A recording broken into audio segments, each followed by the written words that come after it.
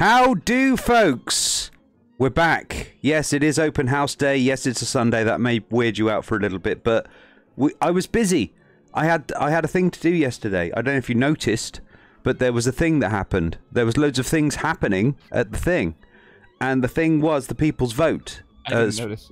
Oh, did you not? It was like 1 million people charging the streets. I know. I didn't notice them. I was sitting there kind of going to everybody, there's a lot of us, not a lot of them. Just saying. Grim had that wry look in his mouth. You know, he's sort of like, oh, maybe. Could do. So, yeah, we did some things.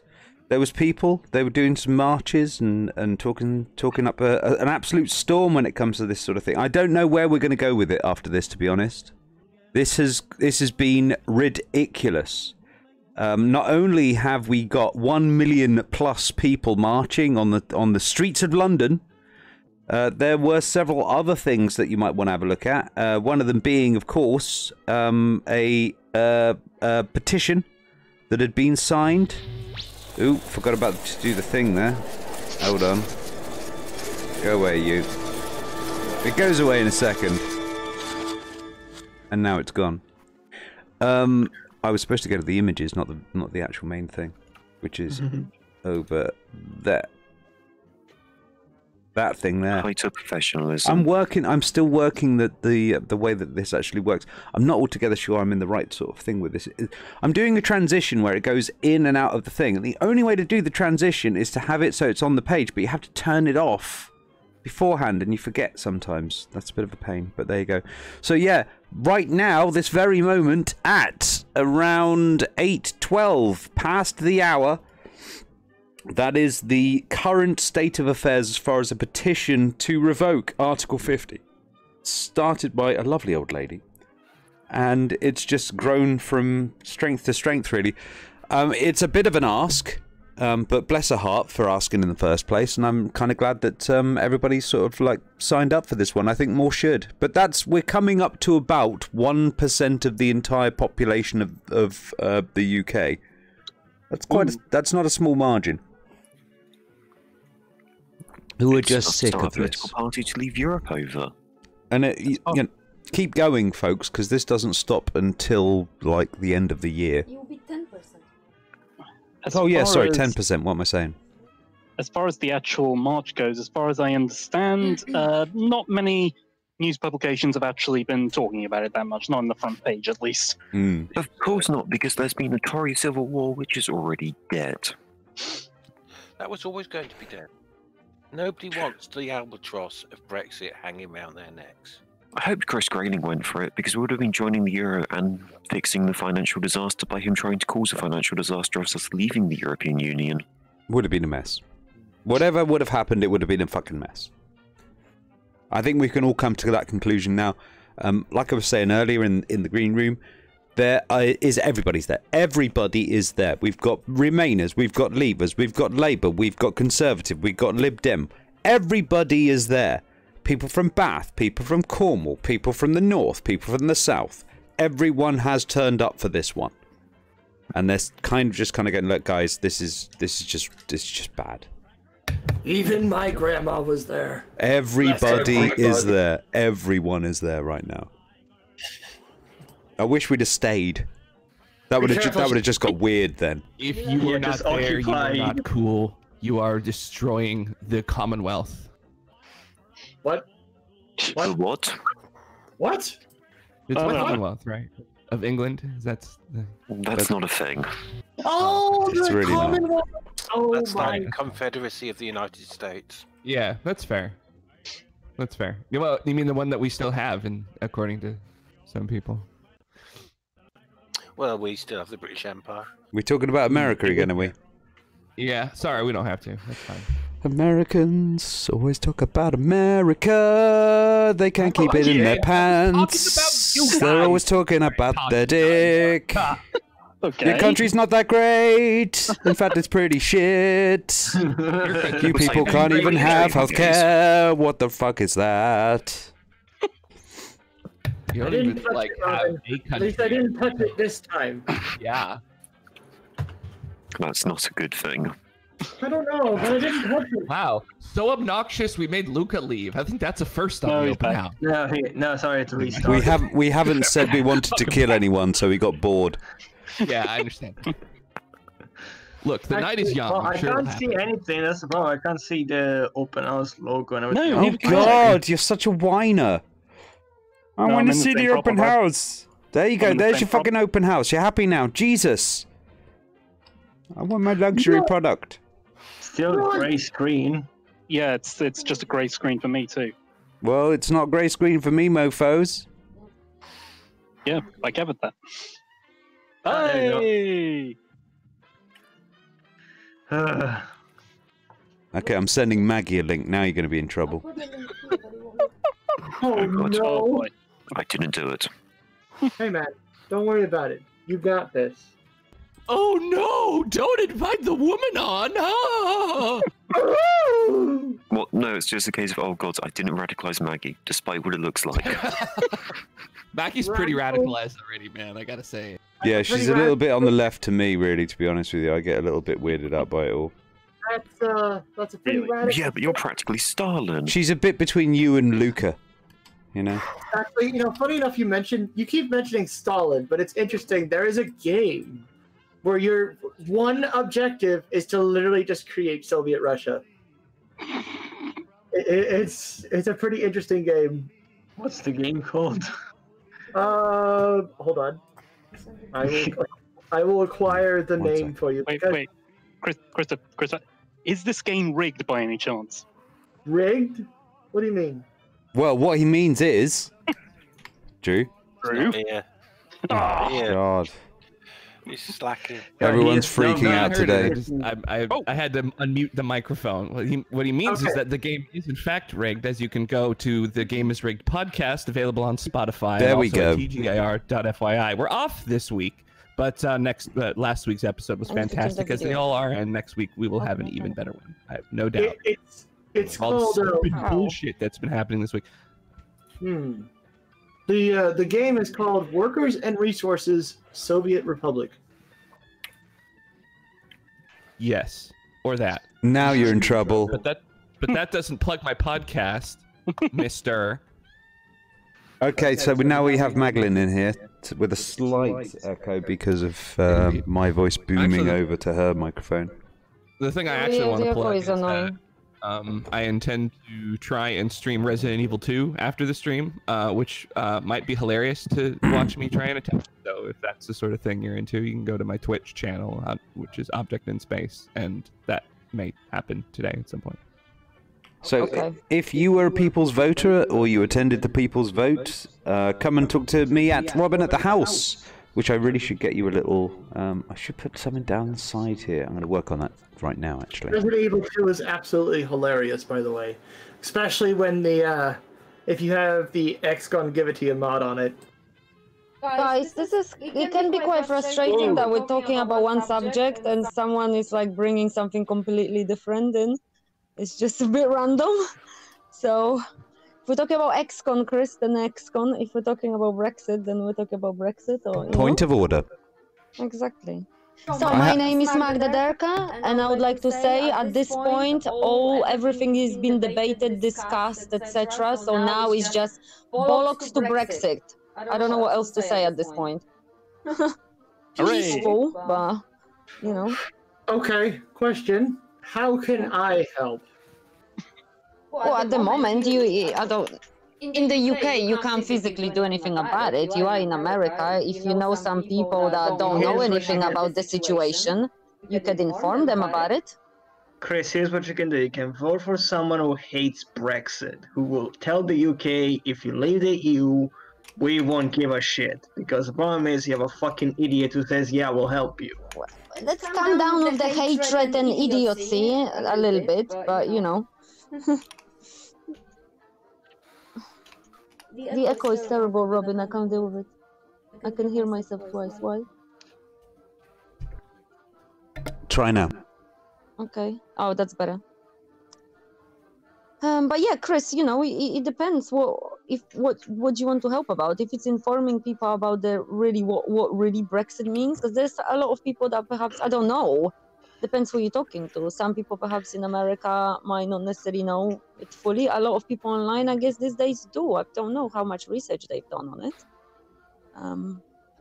But yeah, if somebody is supporting it or not supporting it, you can ask them why, and depends what arguments they've got. If somebody's got like real tangible arguments, they give it a lot of thought, perhaps they would be supporting Brexit. But a lot of the time what I hear is someone saying some shit, oh, sovereignty, this, that, the other, but what does it really mean? And they're like, well, Well, Producer Watson is giving his hot take on the referendum. I don't really... A lot of the same people who want to ignore the importance of a national referendum in which 17.4 million voted for an outcome and won't give so much respect to and credence to a shitty online poll signed by the same people and many in different countries multiple times. It's like, you know what? Lock yourself into your own fucking house and never leave, Paul, please. I think giving people like that, even now, a platform, they have their own platform. Fuck that. Why are we listening to this garbage?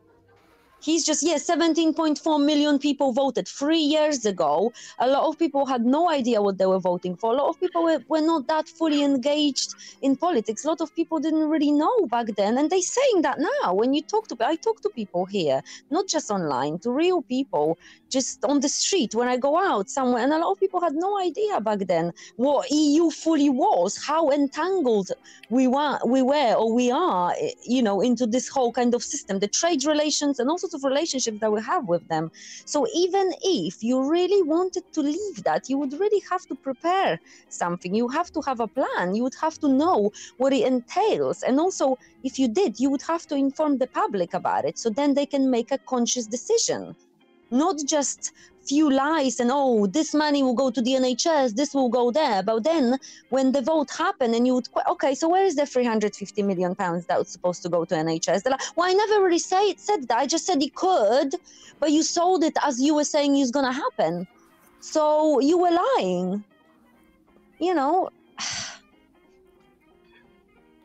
Frankly, what I kind of liked more, honestly, wasn't the People's March. It was Nigel Farage's march, which has been going on for a week or so, simply because obviously there was something like 79 people actually turned up for that, and there was one person quoted who actually said, for every person here, there's 1 million people with us. And I thought, well, it'd be good if you had those 1 million people with you.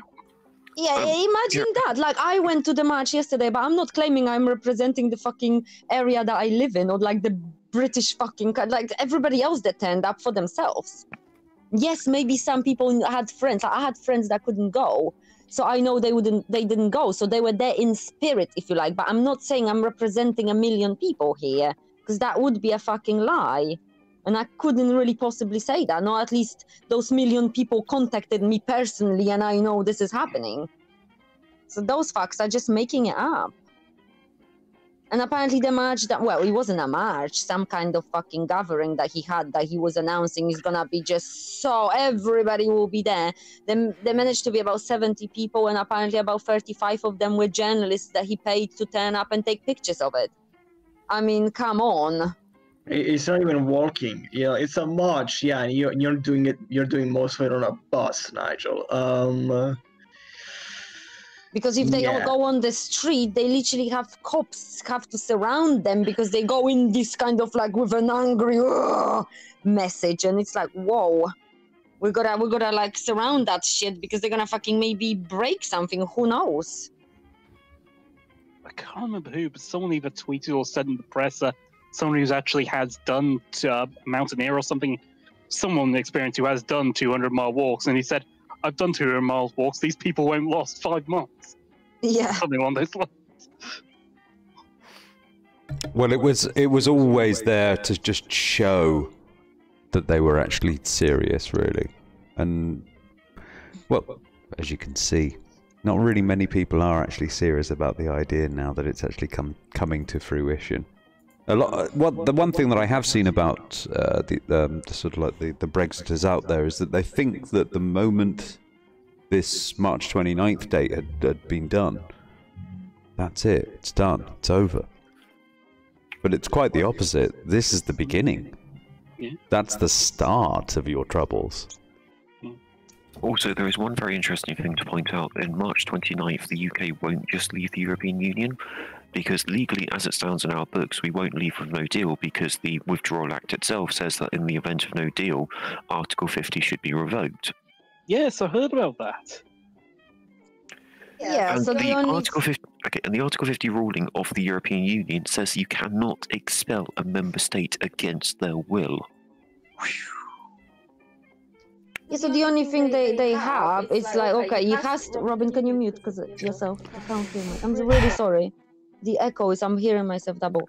But the only thing they have is like, okay, so we leave on the 29th, and I think the only way to do it, so it's just everything just completely, we completely cut ourselves off, would be with no deal. There is no other option, because anything else, it's still negotiating things. You're still surrounded by these other countries, and if you want to have some relationships with them, I mean, that is mediation. What is a relationship but having some relations with this other person or a group? So, you know, it's not like that they're telling you what to do, but it also means you're not going to be telling them what to do.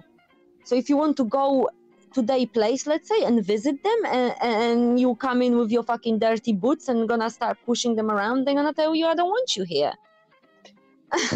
Technically, geographically, we're not surrounded by the other European countries. We're literally on the edge, and then there's islands. I mean, Switzerland, on the other hand, is literally surrounded by all the other EU countries, which is why they have a bespoke deal with the EU. Yeah, but also that bespoke deal was set up way earlier. They haven't never joined, so they didn't have to fucking now withdraw. And you know, we have been a part of EU for very long time. I know, but it's equally. Sorry, it's equally interesting. I mean, the UK have equally been saying, well, we want a Norway plus deal, we want a Canada plus deal, we want a Switzerland plus deal. And the Norway one is interesting because a Norwegian, the second time it was suggested that Britain could just join the Norwegian deal, something along, or the Norwegian bloc with the EU, along those lines, a Norwegian minister actually said, we told you the last time, no. Why does it that Britain thinks that they can just say what they want and it'll happen? Yeah, it depends also on someone else to have that. It's not just Britain wants it. I mean, EU has to agree to it, but the Norwegian thing, that's the Schengen area. Norway has freedom of movement. They do. You know, so it's like, yeah. One of our many red lines. That's what Britain apparently, or the ones that say they speak for Britain, if you like, that's what they wanted. You know, they wanted all the benefits of it, of those other potential deals and treaties, but they didn't want to give anything. But unfortunately, you're gonna have to. Well, if it's a negotiation and compromise. It's funny that these are also the same people who say communism is evil because communists are evil because they just want free stuff. Well, what the fuck do you want from the EU? Free stuff without paying for it, you bastard. So yeah, but these are all just like slogans, isn't it, that they're using? No meaning to it. When you debunk it, when you start unpicking it, they don't really have arguments. But sovereignty, but this, but that, and it's like, what does it mean? How is that going to work? Well, I don't really know, but I want it. And it's like, what? You don't know what you want then. Harder. It's like, it is. I don't know what castration is, but I want it as like, that's chopping your gonads off.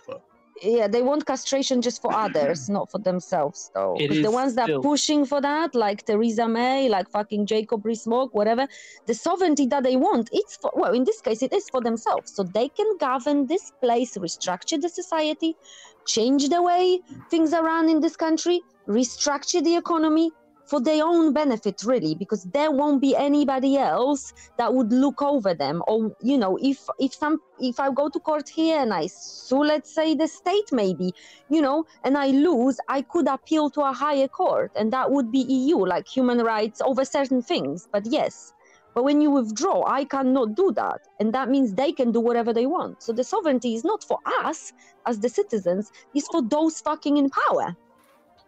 And they don't come out with, with genuine intentions of wanting to improve things. They come out with fucking intentions of wanting to change shit for their own benefit. It is still equally interesting, but the Brexiteers don't seem to understand how a negotiation works. Yeah. It is all to tango, baby.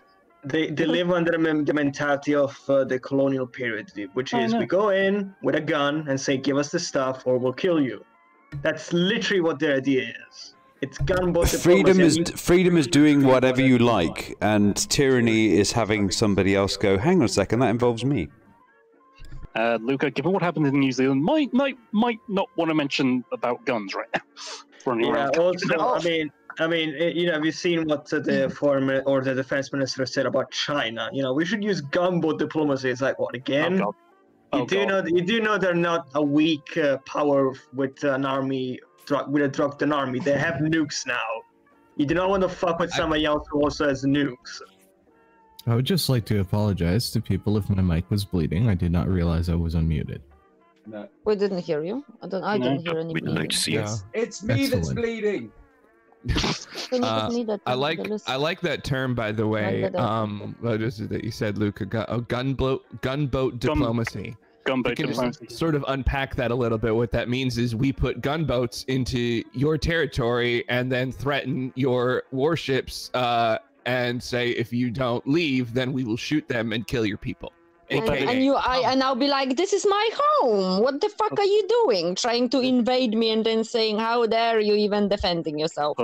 Drew, that is literally what we did as an empire. Drew, that's literally what we did as an empire, Drew. Yeah, I know. That is what you call when diplomacy fails. But they haven't even tried diplomacy. They straight away going for the offensive war, like fucking warmongering. Well, we worked out that our diplomacy always failed. Imagine doing this with imagine doing this with India, literally turning up to India and saying, give us your site. You just see the Indians, no. I'm getting really triggered by all these words, these tricks of language. Even what we call diplomacy isn't really diplomacy. Diplomacy, ideally, is two sides coming together and drawing up some sort of mutually beneficial, agreeable agreement. What our diplomacy is giving them an ultimatum, and then when they don't respond to it sufficiently, we go, well, diplomacy failed. As my understanding is, that's pretty much, I mean, the actual proper definition of diplomacy, that's pretty much how all the other EU parliaments kind of work. They work together to come with a mutually beneficial solution, whereas it's our parliament, which is one side wins over the other. Yep. Which is why we've been arguing in the same way, without understanding the EU is trying to argue a mutually beneficial idea. It's a clash of cultures. They have culture that involves working together, and we don't. Yeah, the UK has a culture of basically stick them up. Yeah. From the old days, and say first past the post majority governments and whipping. It really doesn't work. And also the culture of oh, you have something I want, great, give it to me. Well, it's mine. Don't care, give it to me. It's mine. Pulls out a gun, give it to me. And you know what? If this EU army that's supposedly meant to happen, please let it happen so they can just invade us. Please. There's other reasons to have an army. The bizarre thing I don't understand is that when people are talking about the EU army, it also involves an army that they're in. It's the first army you can be scared of that you're actually in, isn't it? Yeah, I know. It's weird. We would be involved in that. Yeah. Or at least we would have been. And they're like that. I just want them to invade us, and the UK will say, America, please help us. And America won't help us. They'll be on the side of the EU simply because, well, don't piss off the Irish, and we're pissing off the Irish with that. Okay, if we're going to talk about the EU army, 20 of the 27 remaining members of the European Union are in NATO. 5 of those 7 are in the process of joining NATO. Thus, America's having a hoo-ha about it. The Lisbon Treaty has multiple clauses of if a European member is attacked, you must join them. If a European member attacks someone, you must join them. If you do not do that, you can be expelled then and there on the spot or have sanctions put on you. Yeah, but I think that... Bobby, could you mute? Sorry. Sorry, just echo when I speak. I'm like the host. I know, but... Okay, Max, out of all the people that could mute, it could be you. But when I wanted to talk now, so I can't mute. Stay away from me. If you're talking right next to me. I would. Okay, can I? We could do it like this. When you hear me speaking, that maybe then mute. Or just I've go. lost my fucking point. I know, because you're too busy talking about me. Because I can't speak when I hear my own voice twice in my head again. I'm muting as and when you talk, like a CB right now. For God's sake, just say your point. I've lost my fucking point now. Okay, I know. I know. Fuck. You're talking about the treaties, Lisbon Treaty, etc. I think a lot of politicians. Dominic Raab, that's an interesting thing. I've seen James O'Brien kind of like posting clips of him. He was talking at the Irish Parliament, and he was about the Belfast Agreement, and he sits there and he's like, well, you know, the thing is, we're kind of gonna have to put a border in Ireland because, of course, like, you know, people coming from EU, they will be able to enter here, so we have to have a border. And this woman says, she was like, she was an Irish politician, and she was like, have you read the Belfast Agreement? Do you know what the Good Friday Agreement is? And he's like, well, I haven't really sat down and read it, but I know some points that are in it. And she's like, so have you not read it? You're talking about a document that you're referring to, but you don't know what that document contains. And you're then lying to people about what it contains because you haven't read it. So, you know, they just fucking haven't read it, or maybe they do. Maybe they're just lying about it. It's just ridiculous. It's absurd. And these are the people that are supposed to represent us and talk for us in some way. And, you know, they don't know what they're talking about. Again, just invade us. Huh? A little dramatic. The EU, just invade us, dispose our parliament, put some proper people in there. Why Let don't us be you governed by invade the us? EU Let us be governed by the EU Parliament. I think, yeah. It's all kind of silly and fun, but I think at this point... Oh gosh, sorry. I can't. Oh my god! Again, Robin, you brought her in here. I did not. She wanted to come in. It's just, Okay. it's infuriating. Okay, anyway. This is what happens when you let girls in here. Fuck you. Okay, whatever. Not important. I think at this point... Oh god! I'm gonna leave soon because this is just, it gives me a headache. But what I wanted to say that at this point, yes, it's all the, you know, the laughter and jokes and everything. That's all good. There was a people's march here. Most of people are fucking against this insanity. It's a psychopathic idiocracy that fucking taken over. No one wants it. These people that want it, they don't have a plan. Very minor amount of people support it. Everyone I fucking talk to and everyone I see on social media with sensible arguments thinks this is crazy and it should be stopped. So most of people went to the march. Yes, there was about 1 million people there. We were among the crowd. There were tons of people. Everybody was lovely. Everybody was nice. There was not even a discussion needed about what this thing means. So we've already discussed it all. We've debated it. So people went there to offer support. It was peaceful. It was lovely. It was friendly. Now we'll be writing to our MPs. I'm going to be writing to fucking my MP here. My MP is conservative, probably pro-Brexit. I don't know. I'm still going to write because I want to let them know what I think about it. And I'm going to keep writing. And a lot of friends that I have will also be doing that in all the constituencies that they live in. And that's all we can do at the moment. Because I don't think we should be going out then fighting or doing some kind of violent shit. We can take it over by fucking peaceful but forceful kind of, you know, push. Just saying, I don't agree with this. Present me with the arguments why I should. And you don't have any. You're putting lies, you don't know what you're talking about, or you're hiding the truth and just saying some crap. You know? That's all. Enough said, I think, you know? Can I speak now then? You can speak anytime you want. Oh. Anybody else? See how it feels, Luca? Fluffy, you were saying we don't have to invade you. Like, what do we have to do? Blockade you? Military conflict is very rarely the answer.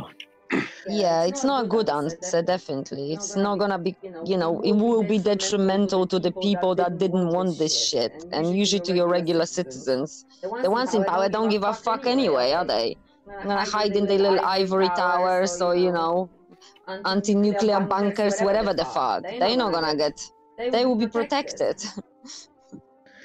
Well, not if the army gets in and fucking drags them out. Stop it! Just stop. I know it's nice and jokes, but that's not a solution. We know this. Everybody knows this. You're always playing a game of Risk. They are playing the game of Risk already. Let's not get engaged and involved in this. Because this been like thrown, like this whole idea of like Brexit, this shit, it's just been thrown at us, like this thing that's been dropped on society, and we had no choice but to be engaged with it and to get involved. But we don't have to be involved in the same way as they are. It was all constant rhetoric of the world wars. It's like we're still in the war mentality almost, or at least the politics of this country is, thanks to the far right-wing papers we have masquerading as popular journalism. Well, that's the papers, but also a lot of people on the internet with all sorts of different ideas, they adding to it too, because they saying, oh, you know, the media lies. They also the media. Somebody on a YouTube channel spewing like hateful right-wing agenda. Forget being the media, they're actually the liars. People have got this bizarre inclination that because somebody doesn't have any editorial control, that they're going to be really intelligent and clever. So I wanted to read something now. This is from The Guardian, but it says, pro-Remain MPs draw up plans to vote on revoking Article 50. It was published yesterday at 9 p.m, so Saturday after the march. Talks came as the number who have signed petition on Parliament website to stop Brexit passes 4.6 million. It's actually now that about 5 million, almost 300,000 people signed it, and it's growing by the hour. The numbers of signatures are growing. So this says... Is this an actual physical petition, or is it, when you say signature, are these like online? It's online petition, but you have to put your address. You can only sign it once. You have to put your address. You have to put your details. So if you do it twice, you would reject. You know, you wouldn't add your number. And I know it has people to be like a valid address or whatever. Yeah, so I count, and you have to be a British resident or a citizen. I lived in this country, so I'm Polish. I lived in the UK for 15 years. I've moved to the UK when I was like 18. So actually, I'm like 35 now. I mean, this is my home. This is where I live.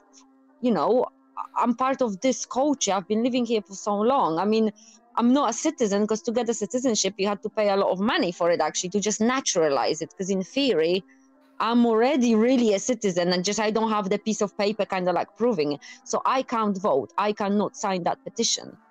Wow. But I still support it. I think it's better for this country, not for me personally, because if it was so bad here and I didn't like it here, I wouldn't live here. I could move somewhere. You know, I don't see myself as a citizen of this country, like country, a place I was born with and I had no choice over it. I would want to be, as a human being, I would want to be and live in a place where I feel more or less comfortable, you know, when I'm not like fucking subject to some checks and oppression and crazy shit, you know, and it was okay here. The UK was a really nice, welcoming country, and I think it still is in places, and perhaps it is more so than we think it is. Because like this march yesterday really proved that there were people there were not, you know, we might not agree with these people on so many things, but on this one thing, we all definitely came together, thinking the same thought, and it was actually so beautiful. Imagine you as one individual being in a crowd of about 1 million people, the vastness of that, knowing that all of you are into this one thing that you're supporting. That's the biggest mind share, like physically, you could actually ever envisage. It was just so powerful, you know? Mm-hmm. It felt real. It felt. I haven't felt something like that before. You're so cute, Maggie. No, but it's, you know, me and a friend of mine were actually saying today. So we think, because we both went to the march, and then, you know, even after I went out to an event and another event, we went out to a nightclub where it was kind of like a rave, people dancing to drum and bass, and we were chatting about. Everybody was talking about it. Everyone. It was fucking beautiful. To be fair, it was everyone there. From the psychology of these kinds of demonstrations, it's not the protests themselves that give people a sense of activism. No. It's seeing people devote themselves to activism that gets the people on their couches to say, you know what, I'm going to do something about this now, because look at all these people who are doing something, and I'm just... If they can, I also can. Because I think, you know, some people that I was talking to before, they're like, what can we do about it? Yeah, I went to a march or something before, you know, but nothing is changing. What can I do? And like some of these people were made believe that they can't do anything. Of course, I'm not saying you should go on the street and start chopping heads off, but yes, you can write to your MP. You can put your ideas out there. Think through them. Maybe, you know, don't go fully emotional and crazy about it, but like, put your points out there, let them be debated and discussed, but be part of this. You can be a part of this. Yes, you might not win, your idea might not get selected, but if you come in with genuine intentions, you think things should be perhaps done this way or that way, because for whatever reason, just say it, you know, articulate it. Mm-hmm. See, Luca, don't go chopping people's heads off. Yeah. That's only Head chopping, no. Yeah, that's the last resort, absolutely last. And perhaps if somebody's tried doing it to me, that's the only reason I would do it back to them or defend myself. Oh, so you're just not going to bother if they're doing it to me? Just if they're doing it to you? Or Nice. to you or anyone else. Ah, there we go. Nice to be included. I don't know. They did it in France a long time ago, I think. Yeah, well, actually, that's a good point. I want to relate to that, because after the Brexit march, whatever, we were there for like 8 hours, by the way. We went with a friend to this other event, and I overheard people talking, and this guy was talking to a girl, and she was like, oh yeah, I went to the march, and he said I did too, and they were like, that was good, but like, I really hope this will do something, but I'm just not sure if it will, so what else could we do? And this guy says, well, you know, because I'm French, and like in France, because I don't know, peaceful things don't really have any effect. Like in France, you know, this gilet, the yellow jackets, they just smash shit up, and then, you know, politicians paid attention to it. But then I'm thinking, yeah, but you know what? I don't think you have to smash shit up. Because maybe that's, if people think that's the only way, then like, why would I go on the street and smash shop windows if I don't agree with what, let's say, the parliament is fucking doing, or what Theresa May is doing? I would camp in front of Downing Street, maybe. I mean, you know, but I'm not going to go out there and start fucking breaking shit and get arrested, throwing chairs. I don't think you can camp outside of Downing Street anymore. Sure, there was a law made because of a guy who was doing just that. Well, I would just walk around. I camp on the street next to it, or some park where I can, where it's not locked for the night. And I would just come back. I think it's within 500 yards. Whatever, but what I'm saying is just, if that's the only thing now, that they imagine you have millions and millions of people supporting this, they completely refuse to listen. Like the May's speech was absolutely a shame. It was shameful. It was like, she goes out there like a fucking robot, and that's not a buzzword, literally like a robot. Robotically parrots few sentences like, well, I'm with you. Yay, you had this referendum and you said you want this. Now I'm supporting you. Did they actually, is her voice box fixed, or did they spend some time in the factory upgrading her voice box? It sounded like they like, yeah, her voice box was still fucked. Okay, that's a shame. They can't. The mainbot is really like glitching out. It's like it just says shit that doesn't. It's our first attempt at artificial intelligence, mate. Give us a chance. Yeah, it's not a good look, I gotta say. Yeah, it's definitely alien. I mean, we did throw a hard problem at it, but still, it's just like, you don't see the Japanese robot dancing, do you? Oh god, yeah, I remember that dance in South Africa. Was I thinking, what was she thinking? Was she thinking? Is the expression? Well, the beautiful thing is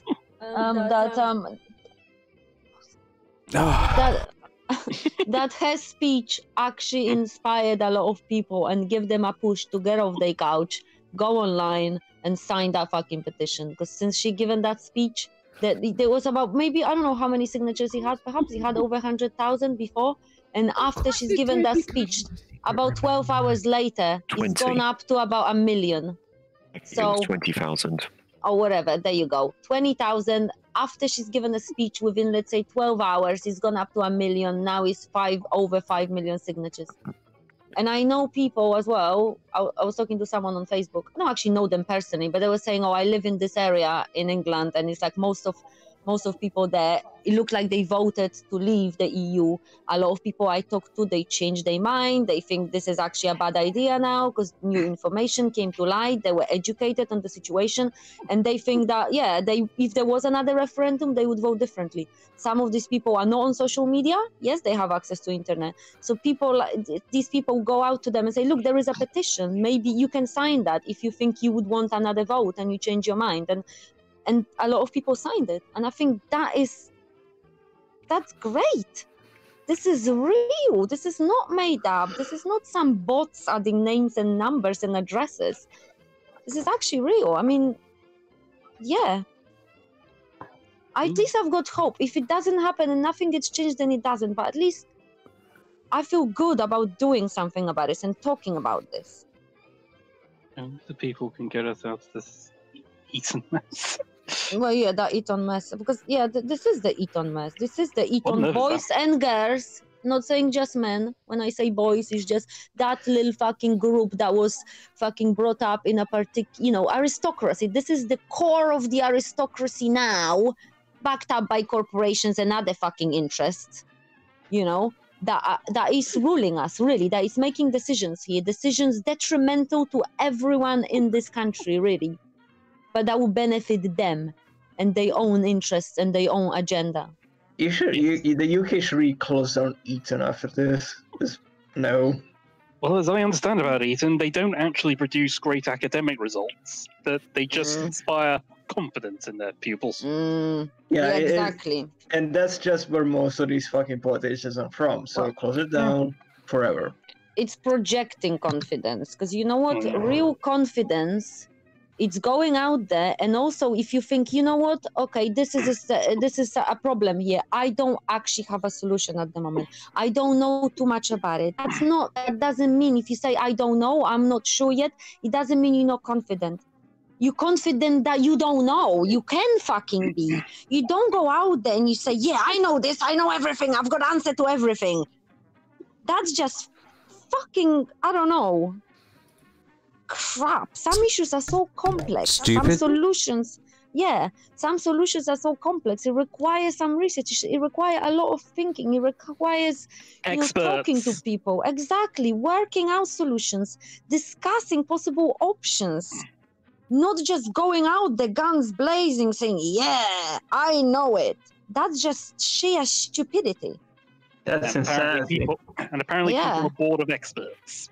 This is a total lack of respect. So, I'm not bored of experts, but I'm not. I want to read this. Can I read a few paragraphs of this Guardian article? Go for it. Yeah, so it says pro-Remain MPs are drawing up plans for a vote on revoking Article 50 as an emergency measure to stop Britain crashing out of EU, after an online petition to cancel Brexit became the most popular ever. By Saturday night, more than 4.6 million people have signed the petition on the Parliament's website, which states a people vote may not happen, so vote now. Public discussion about the halting Brexit was considered politically toxic until just days ago, but that shifted last week as the prospect of crashing out drew closer and the number of petition signatures rose dramatically. A cross-party group of parliamentarians is now examining the possibility of cancelling the Brexit process, following concerns that Theresa May could end up backing Tory MPs who favour a no-deal departure if her own withdrawal agreement is rejected again. They are planning to table an amendment to Brexit legislation closer to the day of Britain's scheduled departure from the EU. The European Court of Justice ruled last year that Britain could unilaterally revoke Article 50, although not just to buy time. Writing on theguardian.com, the Tory MP Philip Lee said that the people had to be given an opportunity to reconsider Brexit, and that one way of allowing this to happen would be to revoke Article 50. Mrs May should ensure that the UK has the time and space to do this in a properly considered way, either by seeking a long extension of Article 50 or by taking back control and revoking it altogether. The petition to revoke is now to be the most popular since Parliament set up the online site, and has also been signed at the fastest rate. Parliament is now obliged to consider it for debate, but MPs seized the timing of announcing any bid to revoke Article 50 as crucial. Yeah, it's the timing now, exactly. The petition was boosted by celebrities, including Hugh Grant, Jennifer Saunders, Brian Cox. The woman who created it said on Saturday that she had faced a huge volume of online abuse, 3 death threats by phone, and would be closing her Facebook account after it was hacked. Margaret Gore-Guidou, whatever, 77, was shaking like a leaf after the phone threats, she told the BBC. So this woman just started it. I'm sure, you know, if she didn't, somebody else would have got this petition, because that was kind of obvious this needed to happen. But yeah, this woman did it, and it just gone out crazy, you know, spiraled out of what she was probably even imagining it to gonna be. But yeah, somebody found out who she is, and fucking hell. That's disgusting. Imagine calling somebody on the phone anonymously saying, I'm gonna kill you. That's the most cowardly, disgusting fucking thing you can do. You are scum and you are garbage if you do that to someone. Remember that. Yeah. Like, you know, you want to confront somebody about something, go and talk to them about it. Take your fists away. This is just about the mind and an idea here. So you go and talk to them. But they might contradict you, you know? They might fucking... Yes, this is my show. You. Oh. It can be the Maggie show for once. Yeah. My name is Magda Derka, and at this point I'm saying bollocks to Brexit. So how is it with you living over in Poland right now, Mags? After I got cucked by Nigel Farage. Oh God, I can't even. Oh, those people. Wait, you got... I'm gonna have a wank, I think. Somebody chipped you, Alan? Yeah, Nigel Farage. He took my girlfriend away.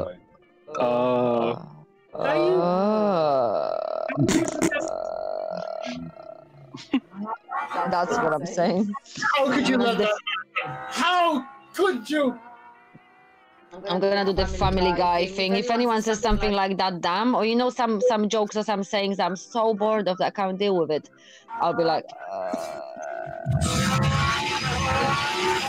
Really loud, Chris. Yeah. No. That's it. I love it when he starts playing really loud games and forgets the sound is like. You're So playing yes, games if- during a live stream, Chris. I know. It's terrible if behavior. you, my message would be, if you're in the UK now, you're a British resident, citizen, and you know, you can vote, etc. But even if you're not, but you lived here for a long time, you can vote in the local elections. That means you can still write to your MP. Write to your MP, send them letters. I'm going to be sending them daily. Seriously, from next week, I'm sending them daily. I want them to have a pile of fucking letters, even if they bin them, I don't care. I'm going to be posting the content of my letters publicly as well. I'm going to be informing them of what I think and what a lot of other people think. And everybody should do it for themselves, but you know, I know a lot of people kind of think, yeah, and I'll be keep going until, well, yeah, so. Can I add something to that? If by any miraculous reason we actually do stay into the EU, into the point where we actually have to join the European elections, for the love of God, if you've actually supported Remain in the EU, actually participate in those elections. Because but you know what we need to do? Hang on, I'm not actually finished. I don't know if it was the last European election or the one before it, but only 14% of the country actually voted in that.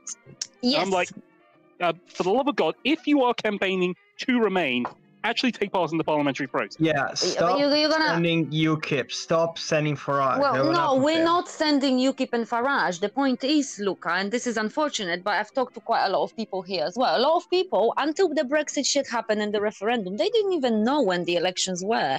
The elections were not publicized. I'm not saying, you know, it's not our responsibility to educate ourselves on it. But a lot of people were just, you know, they were maybe voting in the local elections and in the general. And some people didn't know, and it wasn't in the interest of the government here or the politicians to announce those. The media were not announcing it. It was kind of kept on the down low. And the ones that were going there were not people that would support you or that are part of it. The Farages of this world were the ones that fucking put themselves up for election, and the only people that perhaps voted was very small minority that support these facts. What you're actually touching on, Maggie, is something that's really been the crux of a lot of all of this. Everyone sort of is always sitting there kind of going, what is this with this rise of extremism? There's no rise in extremism. Absolutely zero rise in extremism, I assure you. The only thing that's risen is the amount of apathy in the world. And when there's more apathetic people out there, these people look bigger. These people look larger. They look more dangerous. They've got some sort of hold because there's no one holding against them. That's because there's all this apathy everywhere. The only reason that they're there in the first place is mainly down to the fact that nobody gives a shit. Well, and also I think perhaps in the past, I mean, okay, maybe I was like early 20s in 2007, you know, and back then, me personally, I started getting more and more educated. I started getting, you know, I kind of, I don't know how to say it, but I've learned a little bit more about what's going on. I started getting interested in politics and finding out things, and there was a lot of conspiracies floating around, etc. A lot of maybe regular people were only just joining the internet sphere, if you like. So back then, a lot of people were just raising awareness of what's going on. Now, in a way, everyone is involved, but doesn't mean that they know absolutely everything. And there is a lot of mess going on, and people are just like throwing different ideas and stuff. You know, you really gotta like keep an eye on this, filter out the garbage to really find out like when things are happening, what is happening. There's so much shit happening. So, you know, like the elections and stuff, yeah, you gotta keep an eye on it. If you now exactly, we know when the European elections are, we're gonna have to make sure that, you know, that we prepare for them, that we do a bit of research on the candidates, and, you know, that we vote with being informed, etc. So this is the thing, though. If there was actually a lot more effort in the press and in the government to actually promote the European elections and promote the European potential candidates, a lot more people would probably realise that, no, the EU does have a proper parliament you do vote for. Yeah. Well, we're just going to have to do it. So let's see what happens now. So now let's hope this shit's going to get revoked and, you know, and we will be staying. And then that next time before the elections, and like a couple of months before, I'm gonna find out when they are, and I'm gonna be posting it everywhere I can that, oh, the elections are happening, maybe these are the candidates, anybody else is interested in voting, maybe we could discuss ourselves who we think should be elected and why, just to find out what you think, you know, just having this. Right now we might not be taking part in them, so we couldn't vote anyway, but well, yeah, but you know, even if we're not, I personally think that, well, I'm actually from Poland, let's say now I'm not British or whatever, I still would be interested, you know, who is elected to the European Parliament. So I would still be keeping an eye on it. Is that Grim? Somehow. Yeah, we spent the whole day with Grim yesterday. We marched with him. He's a really nice guy. We're just like, yeah. It was lovely. Only took a bit of bullying to get him down. No, it was good. Because Robin was kind of running around a lot, moving away from us and everything, because he was doing videos and he wanted really good angles and we had a really good camera and everything. So I was just mainly marching, doing a few things with my phone, photographing myself with some funky dressed people.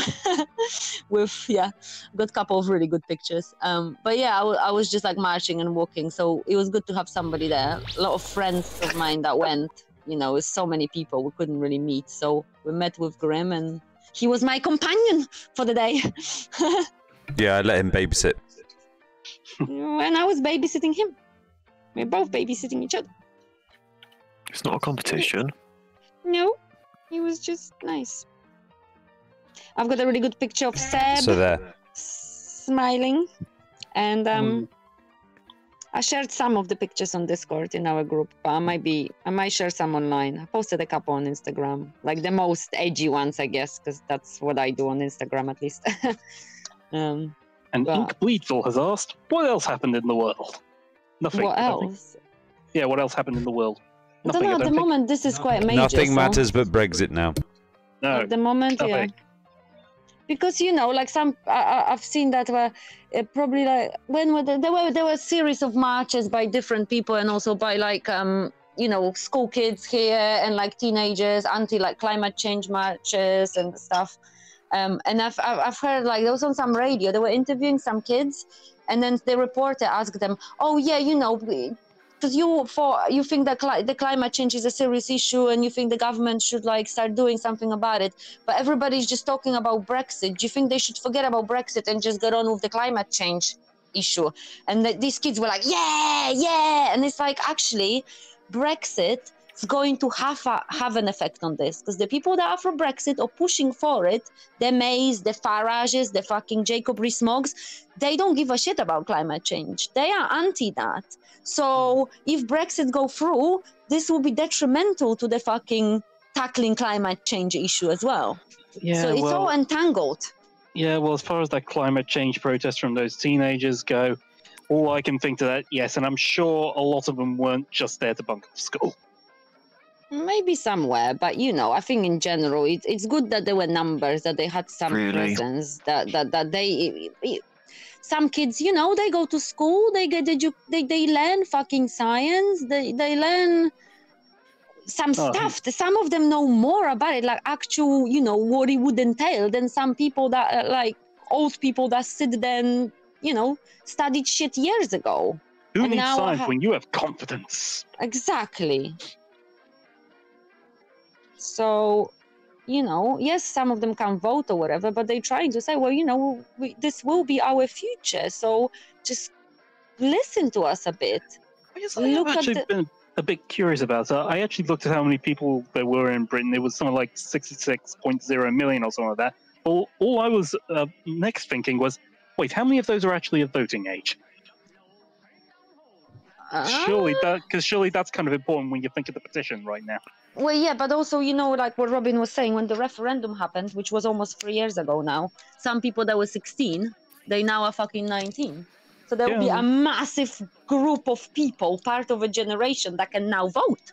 Yeah, I know, that's technically still my point. Yeah, I don't know, actually. It's just, initially I looked at the 66.0 million and I thought, okay, so you're going to need half of that, the petition to reach half of that. Then I realized, oh no, wait, voting age, so you'll need less than half of that in some way. I just want to know where. I just want to know where the cutting off point is. So, Robin, can you find out then what the population of Britain? How many of them are?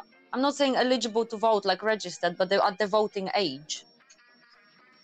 That would be interesting to know. You're right. But is it 60 million? I thought it was like 65 or 70. It's 66.0 million last I looked. The overall population of Britain, as far as I'm 66. Yeah. Okay. Yeah, we're gonna have a look into it. And we're rapidly approaching 10% on the petition.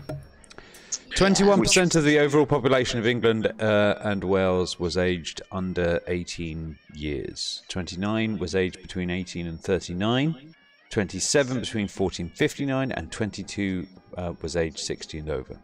So 21% out of 66 million, how much is that?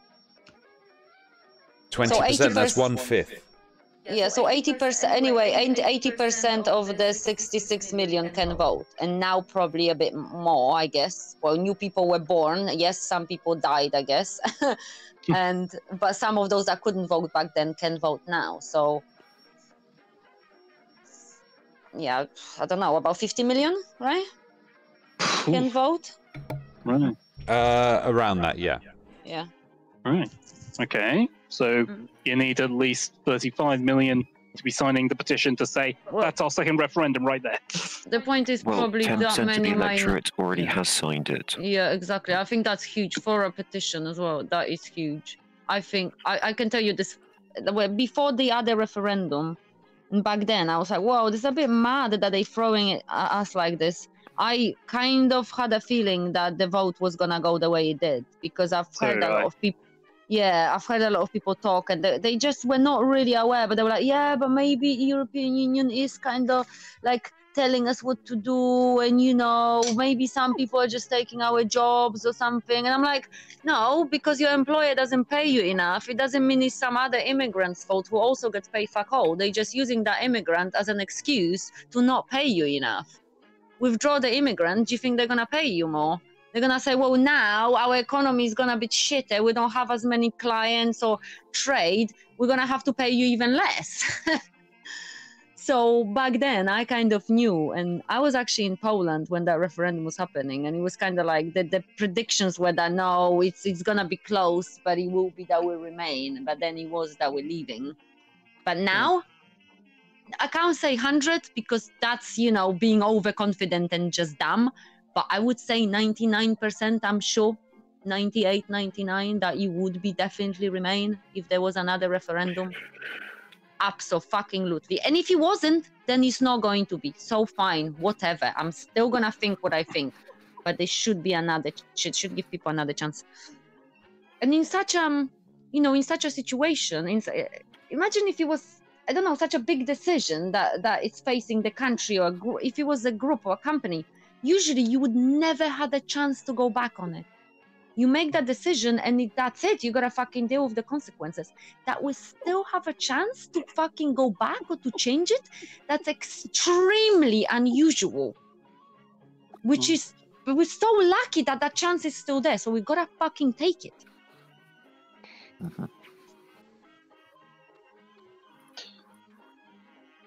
Well, you have to convince the Brexiteers who will always say, no, the actual strong and staunch Brexiteers don't think they even want to be convinced. I think I mean, the actual Brexiteers, to who you refer as Brexiteers, because these are, they're like, you know, no, fuck it, sovereignty, yeah. They're not gonna get convinced, and you don't even need to convince them. You still gotta tell them what you think. When they speak bullshit, you tell them this is lies and bullshit. I'm not gonna engage with it. But they probably won't be convinced. So they can vote whatever they want to vote, I guess. But I think we should have another chance, definitely. Well, I feel exhausted now.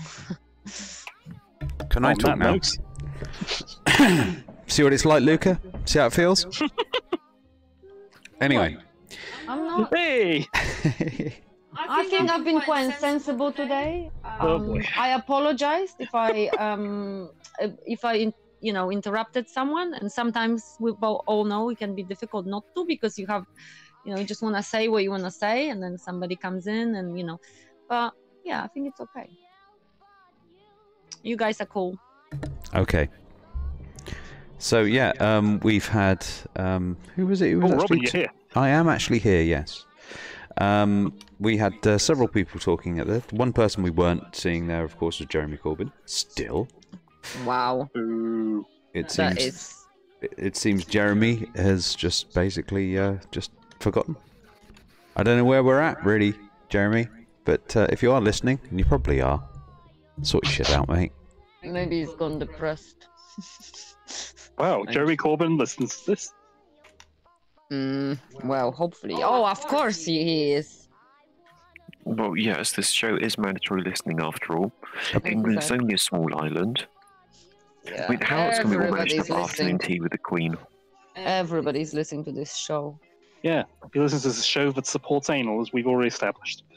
Not clear. He doesn't keep shoving his head up his arse. Right now, Jeremy Corbyn is campaigning in Morecambe. I can't. I don't even live in the UK, and I can't stand such a spineless leader. Like, yeah, but I think, do you know what it is though? Bobby, could you so I can say something to you? I'm sorry. I think with Corbyn, what I think it is that obviously he thinks that we should leave the EU, because he has said it several times and he mentioned it. It's just he probably would go for, yeah, you know, the freedom of movement and all that shit. So you would want to have a better deal, but he still thinks that we should leave because of, I don't know, maybe some changes he would want to implement if he was in power, etc. And perhaps being in the European Union it would be more difficult for him to do those changes or whatever. But perhaps he doesn't want to go too much publicly about it because that would piss a lot of people off. Because there are people that Tough shit, dude. Tough shit. It's all fucked up. I'm not excusing it. I'm just saying that's what I see at least. So, but you know, he should just publicly go out and say it. Like, look, I think we should leave. I'm going to be honest about it. But he's not. He's hiding that. So there is a bit of, you know, so definitely he's not a good leader. He wouldn't be a good leader and you can't really, yeah. It's not honest. I think it's disingenuous to like, yeah. Because initially I thought that he was kind of an honest person in a way. You know, you can't agree with everyone. They might have completely different fucking ideas to you. But if they're at least honest about it and explain to you why they think that. But if they're hiding that, if they're hiding what they think just to kind of, that's a bit dodgy, you know? Yeah, part of a politician's job, though, is not necessarily to hold to your own personal opinions. It's to hold to the opinions of your constituency. Yeah, that's true, of course. And he can't even manage that. Yeah. No, doesn't even listen to his own party. Yeah. Because I think, you know, well, I guess I'm not sure, a lot of politicians perhaps, but a lot of people perhaps think in the same way. I go there and that's what I think. And suddenly I gathered a lot of support around these ideas. But I'm not going the campaigning or petitioning or trying to implement these policies or ideas of the people that support me. Usually it's my own ideas and the support of people just proves to me that I'm right. But as you said, Pascal, he's supposed to be representing other people. So it's not just about what he wants, but what his constituents of what, you know, what the people that elected him or whatever want. There he is. Listen. There he is, trying to be fucking Neil Kinnock all over again. Standing on a fucking beach. Useless. Yeah. Well, he's useless. I don't know if anybody remembers this many years ago, the Neil Kinnock sort of leadership of the Labour Party. And one of the sort of like probably the more defining moments of when he and his wife were walking along a beach and just fell over. That was sort of that was a memory of the sort of like the Kinnock leadership right there in a nutshell. Really, he literally just dragged his wife over onto the beach basically, and just that was their thing. Yeah. Wow, that sounds so interesting, Robin. Well, it's sort of their sort of leadership of the Labour Party in a nutshell. Absolute shit. Yeah. Oh, sorry. It's like the world's on fire and you've gone to the beach. It would have been even better if he had like tripped, fallen, and then face planted into, you know, a pile of horse shit. That would have just been... If he'd have tripped and fallen, then everybody would have remembered the Neil Kinnock thing by then, because they'd been reminded about it by every single newspaper. Because yeah, but also... it would have been just so ironic that that happened to someone. Yeah, but it's also this idea of everyone putting all the hopes in one person. You know, maybe Corbyn, there's some ideas that he's putting out there or kind of pushing are all right, but it doesn't mean that he's this person that's supposed to save the whole country. I don't think one person should be in charge of a fucking country. We're still looking at like a prime minister or president in some way that this one guy, one person gonna represent everybody's fucking ideas. You gotta have several people. You have to have people with different ideas discussing it, maybe arguing a little bit. Not throwing shit at each other, but, you know, compromising, debating. I mean, you know, diplomacy. Like I said, the EU should just invade us and replace our parliament with something else, or just take over, or the EU parliament should take over all governance of our country. It would make much more sense. Yeah. Our institution is fucking old. I mean, I've seen the EU parliament, they're voting, it just takes literally a second, because they have keyboards and computers and pads to do voting. We still have to walk through fucking chambers. Well, yeah, but I mean, I don't know. In terms of voting for like actual people voting, for example, I still think this is just better the way it's done in the UK, that you go to like a polling booth and you write it on a fucking paper and someone counts those papers. Because like what's going on in America, they have the electronic system. And and that's been hijacked and hacked and corrupt. That's not good either. Yeah, they do that. They're doing it in Scotland, I think, and that's having the same problems. There's a Anyway.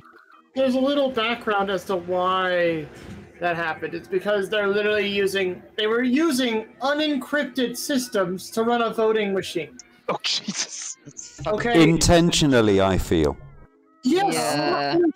but the problem was they were using 10-year-old software. Yeah, but That's not even- It was in someone's interest not to use newer software or to encrypt it, I guess. The problem was the company was contracted to make it that way. Yep. Really? Wow. What does that tell you, Chris? My little conspiratorial mind is kind of peeking inside. Hello, this is... Take over America again and fuck the Clintons. Yeah! Yeah! Yeah! One little brain cell screaming there. Excuse me, danger, danger, something is going on here. Go back to hell you go. Yeah, you could modernize the voting system fairly easily. Just send out key fobs you associate a person's identity, so that if somebody like gets your key fob, they don't necessarily have the ability to vote for you.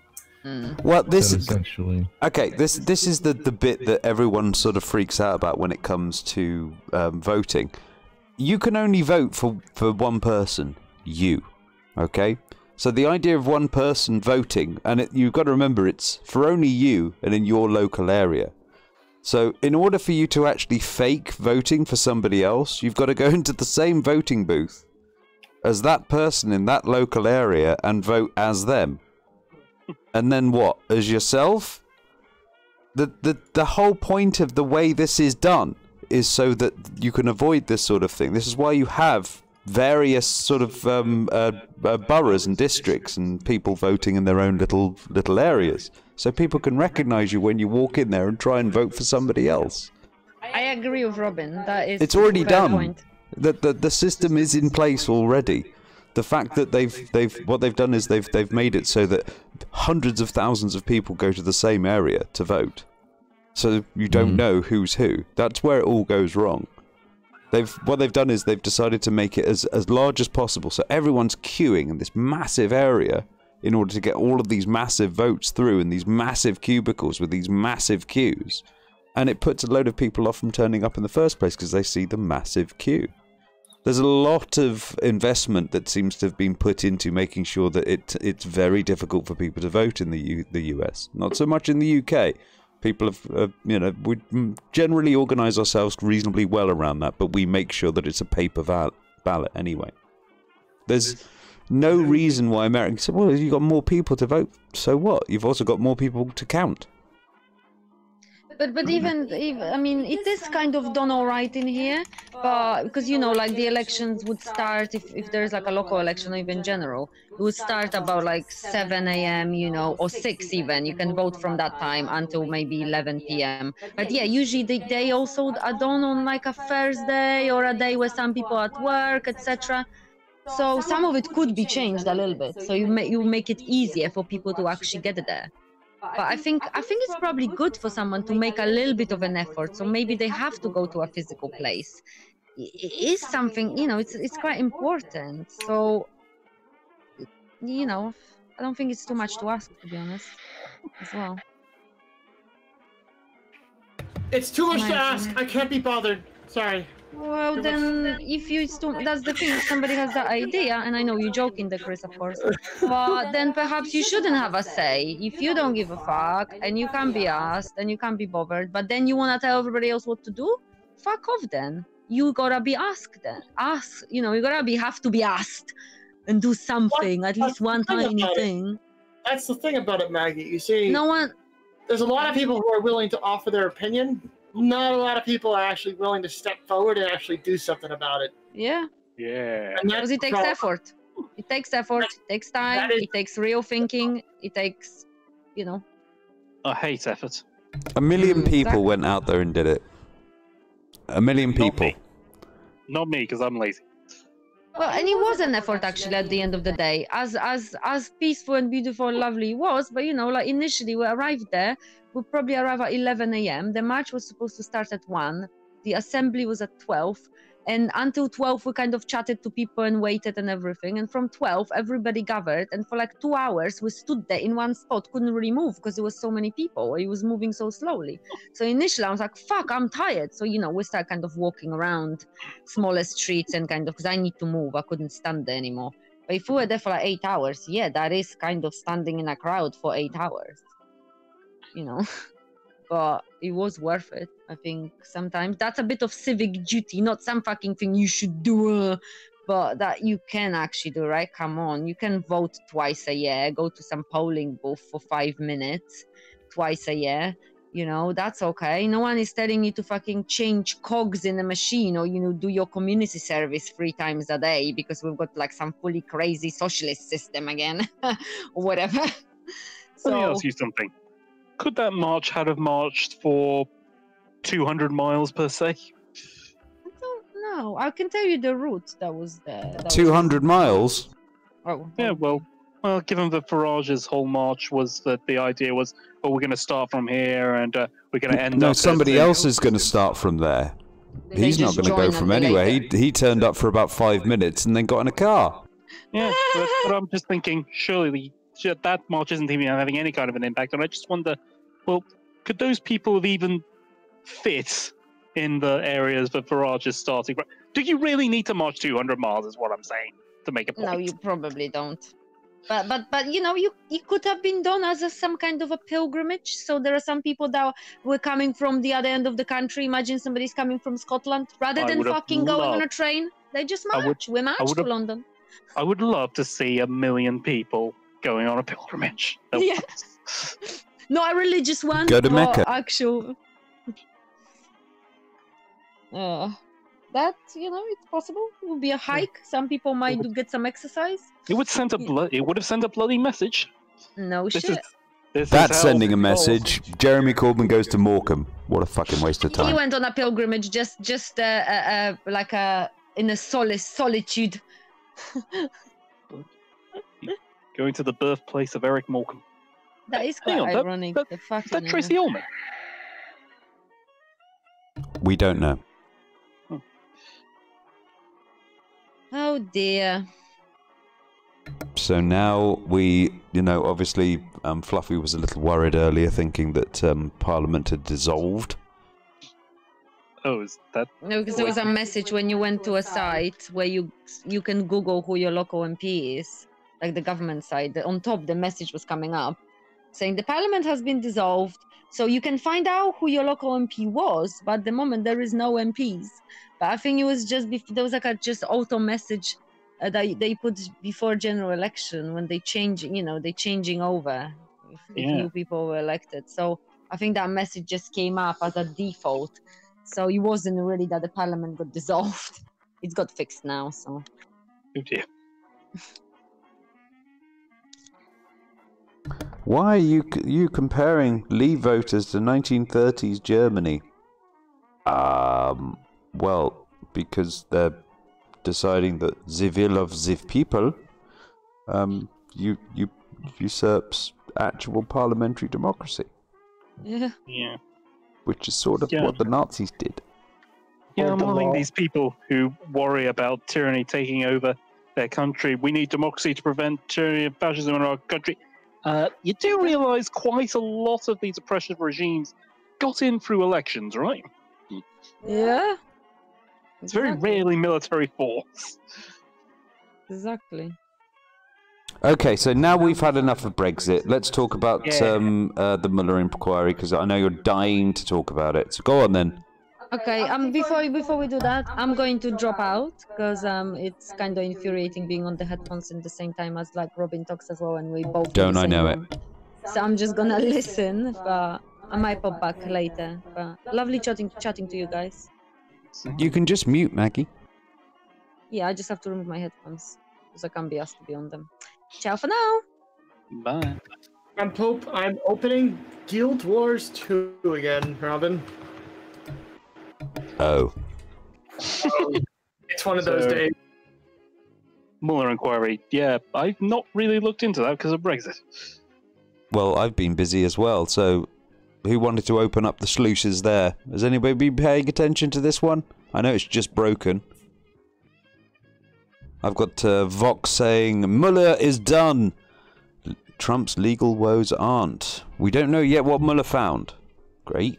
And here's an overview of the president's other legal jeopardy. So this is going to be completely oblivious to the Mueller investigation. But you just thought you'd include Mueller in there because that's just happened. Thanks for that clickbait, Vox. I've got a feeling that that whole thing is just going to blow over and everyone's going to forget about it 5 years from now. There's an unfortunate reality of things, isn't it?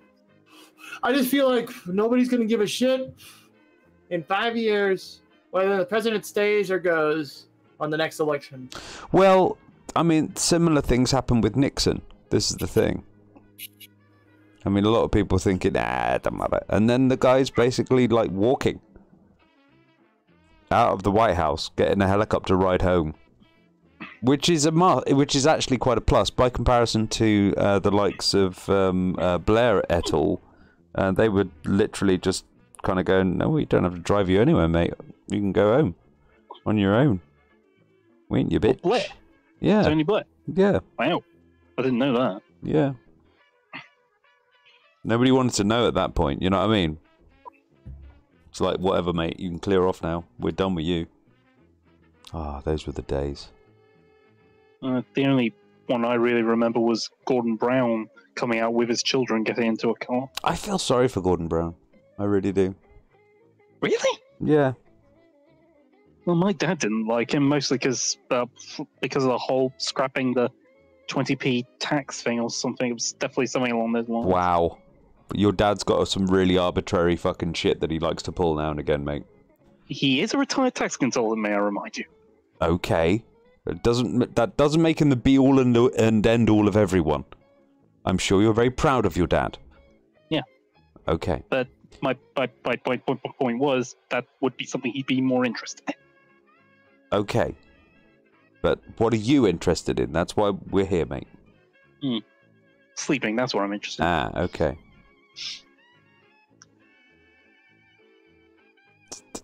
So, I was hoping you'd elaborate on your interest in sleeping.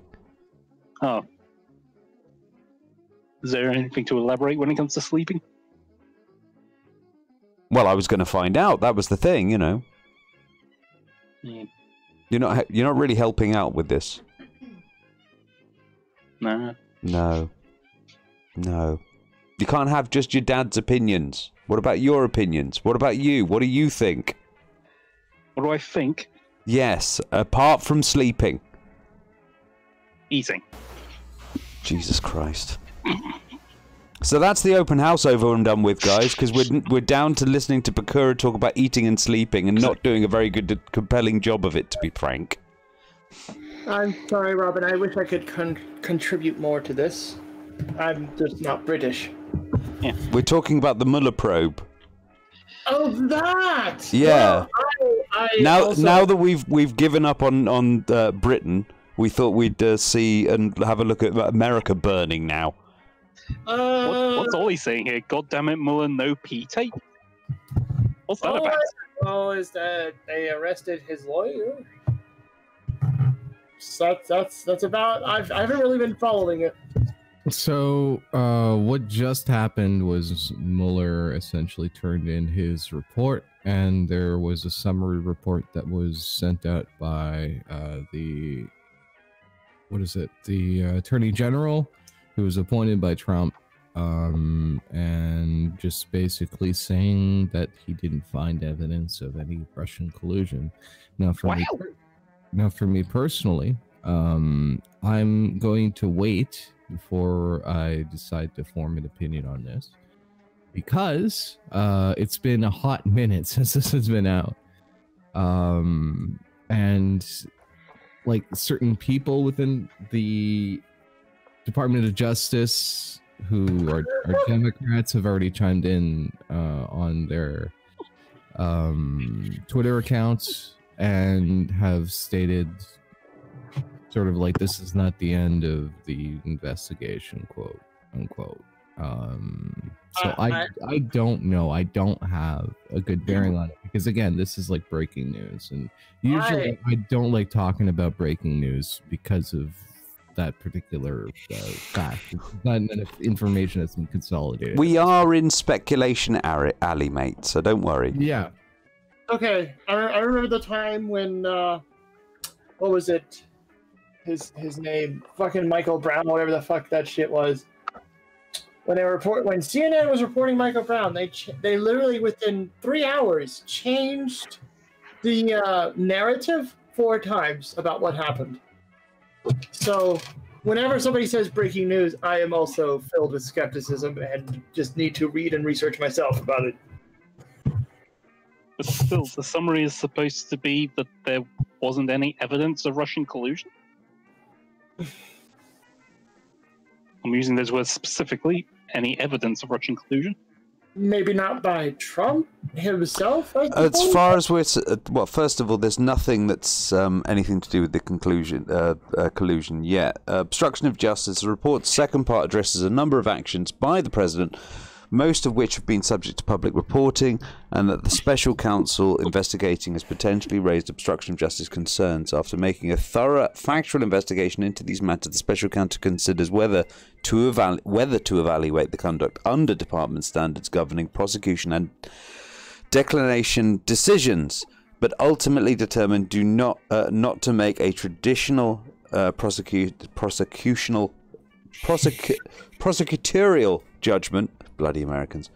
The special counsel therefore did not draw a conclusion one way or the other as to whether the examined conduct constituted obstruction. Instead, for each of the relevant actions investigated, the report sets out evidence on both sides of the question and leaves unresolved what the special counsel views as difficult issues of law and fact concern whether the president's actions intent could be reviewed as obstruction.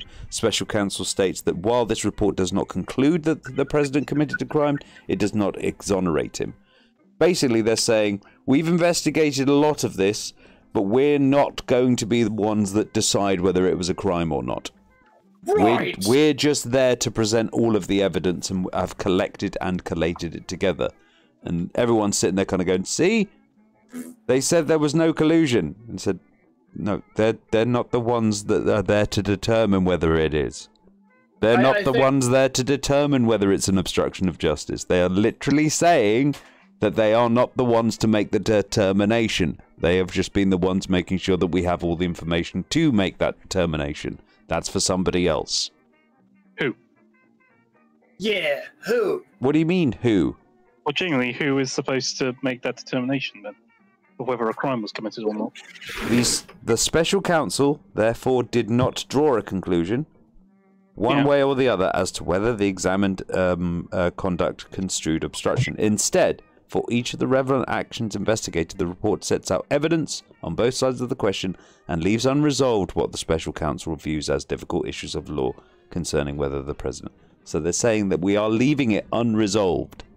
Okay. We're giving everybody the evidence to have a look at for themselves. It's for some other department to decide whether they want to make any prosecutions. Right, so which department... Well, I guess what I'm trying to say is which department is to decide whether to make any other prosecutions under that evidence that has been... Who is there to make that decision? Yeah, pretty much. Oh, I get what you mean now. So they're leaving it up to somebody else to do, with good reason. It's not for them to do. This is people were saying, oh, what, Mueller's going to arrest the guy? What? No, that's the whole point of him making a report. If he was bound to be arresting somebody, he wouldn't be making a report about it. He'd be getting people together. Oh, I love the tweet from Trump. No collusion, no obstructions, complete and total exoneration, keep America great. It's like, yeah, I'll bring you until you're in fucking jail. I hope to send you to Guantanamo, Mr. Trump. And take Zargon with you. Yeah. Thing is, that tweet is pretty much... It's autopilot, really, for him. I'm sure he said stuff like that before. Yeah, the thing about this obstruction of justice thing here is basically what they're saying is that we are not going to be the ones who say whether it is or whether it isn't. And they're taking this as a, because they haven't said it conclusively, then we're free. Not realising, of course, that there's loads of evidence that they have actually mounted up. That they are now going to hand to everybody to have a look at. Whereas they can make the assessment quite simply.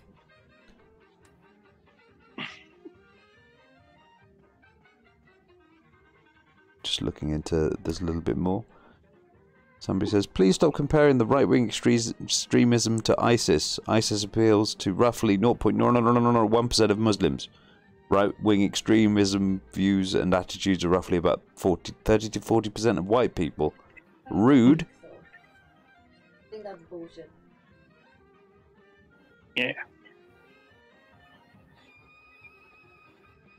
So 30 to 40% of us have extremist views. It seems, yes. It's never. The thing is that when you look over to the right and then you look over to the left, and you kind of go, neither of you are very helpful, are you? Yeah, calling absolutely everyone you dislike a Nazi.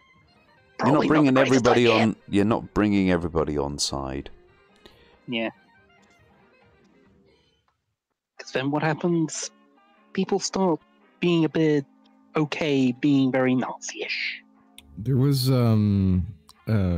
well, a young man who released a video, and I suggest people watch it. I put it in my thread on Twitter. Guy's name is Caleb, and he was talking about how he went down the alt-right rabbit hole, and he finally pulled himself out of that particular rabbit hole. And he said something that got me to think, and it was in relation to essentially demonizing him for things that are outside of his control, like being white and being privileged. Mm-hmm. One of the things that I started thinking about, like, if we're in a position where we're looking to sort of gain social ground, why would we try alienating the people who have supposedly the most social capital and the most privilege? Wouldn't it be make more sense to try to make them an ally? Yeah, get them on your side, that sort of thing, yeah. Into the fold, yeah. So this whole idea of framing things of white versus, you know, everybody else, and like this idea of privilege, I mean, I understand it. I understand the argumentation behind it. But I think if you're going to try to market that, it's better to sort of say something along the lines that, well, it's a lot more difficult for people in a certain state of privilege to empathize with other individuals who necessarily do not have these things, without necessarily pointing directly at a person's race. Even though, like, yeah, a majority of these individuals are white, but just sort of frame it in that sense, because what that causes is that people on your side, and I've experienced this, are going to start calling others bigots, and they're not really going to have the justification for that all the time, because there are some smart people who rightfully attribute, you know, this moniker, but it does nothing to help the conversation move forward when you're doing that ultimately. Put simply, when you're at a protest, don't shout, "You're a fucking white male." Yeah. And don't just try to put them in a category as an outgroup, because then you're never going to reach them, because you've essentially just closed the door for that person. Well, it's also normalized behavior, or at least conduct towards black people as well. Because when you say that, say, white privilege, for example, you say that as though, well, you're not getting beaten up by the cops. And you're sitting there kind of going, well, that's hardly a privilege. If anything, that's a normality. if you're going to concentrate on white people because they're not getting the shit kicked out of them, I think you're getting it the wrong way round here. If you want to actually highlight that black people are being disproportionately treated badly, then highlight them. Hello, Habib. How you doing there, mate? Hello. How are you? How are we? Yeah, I'm kind of like I'm tired. It's been a long day, but we're alive. So it's always the thing on Sunday. This is why I don't do it on Sunday. Everyone's like knackered normally. Good long, bad long. Long, yeah. It's one of those days. Like I woke up and I'm like, I have a lot of things to do, so let's make a to-do list. And I never got past that this morning, so. None of it. Like I tried to start doing a lot of things, and I started doing a lot of things. Never finished any of it, but it is what it is, you know. Like it's rather mellow when Luca's not killing people yet. No. I mean, I just heard Pascal going like, yeah, just don't alienate white people, and I mean, I'm okay with it because I just want to genocide them, not alienate them. Wow. We deserve it. You, Luca. We do deserve it. Let's be honest. Yeah. And yeah, the white genocide meme is just, like, I don't know. It's the funniest thing to me. Is entirely for people's consideration. Just some food to thought. I understand certain individuals' reactions to tell white nationalists to honestly go fuck themselves. Whenever they're put in a situation where it's like, well, you don't have a right to exist. It's kind of hard to argue. It's like, well, maybe you should be sensible about these things and try to reach out to them and empathize with them and that sort of thing. No, but fuck that. You do you on that relation. That's just, another approach that people might want to take into consideration. If you don't, hey, I'm good with it, No, the thing is, it's hard for me to even empathize or try to reach out to someone who sees me as a subhuman. I agree. So, fuck them. I don't really I'm not the biggest fan of Tim Schafer outside of his games. As a person, I think he can be a bit of a fuckwad, but on his a fuckwad, would you say? Yeah, a fuckwad. Yeah, but on his GDC speech when he started with you know what, I'm gonna say something that might be considered controversial, and fuck white nationalists. And I'm just applauding, here, just watching this here, yay! He actually said it. It's not a difficult one, is it? Really? Yeah, no, it's not at all.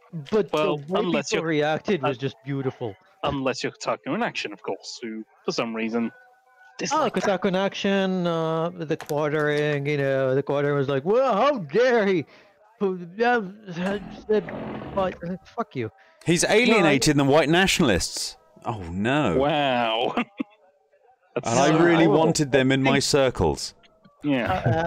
I don't know. I know I'm hijacking this term right now, but fuck it. I think everybody's doing that, mate. Don't worry.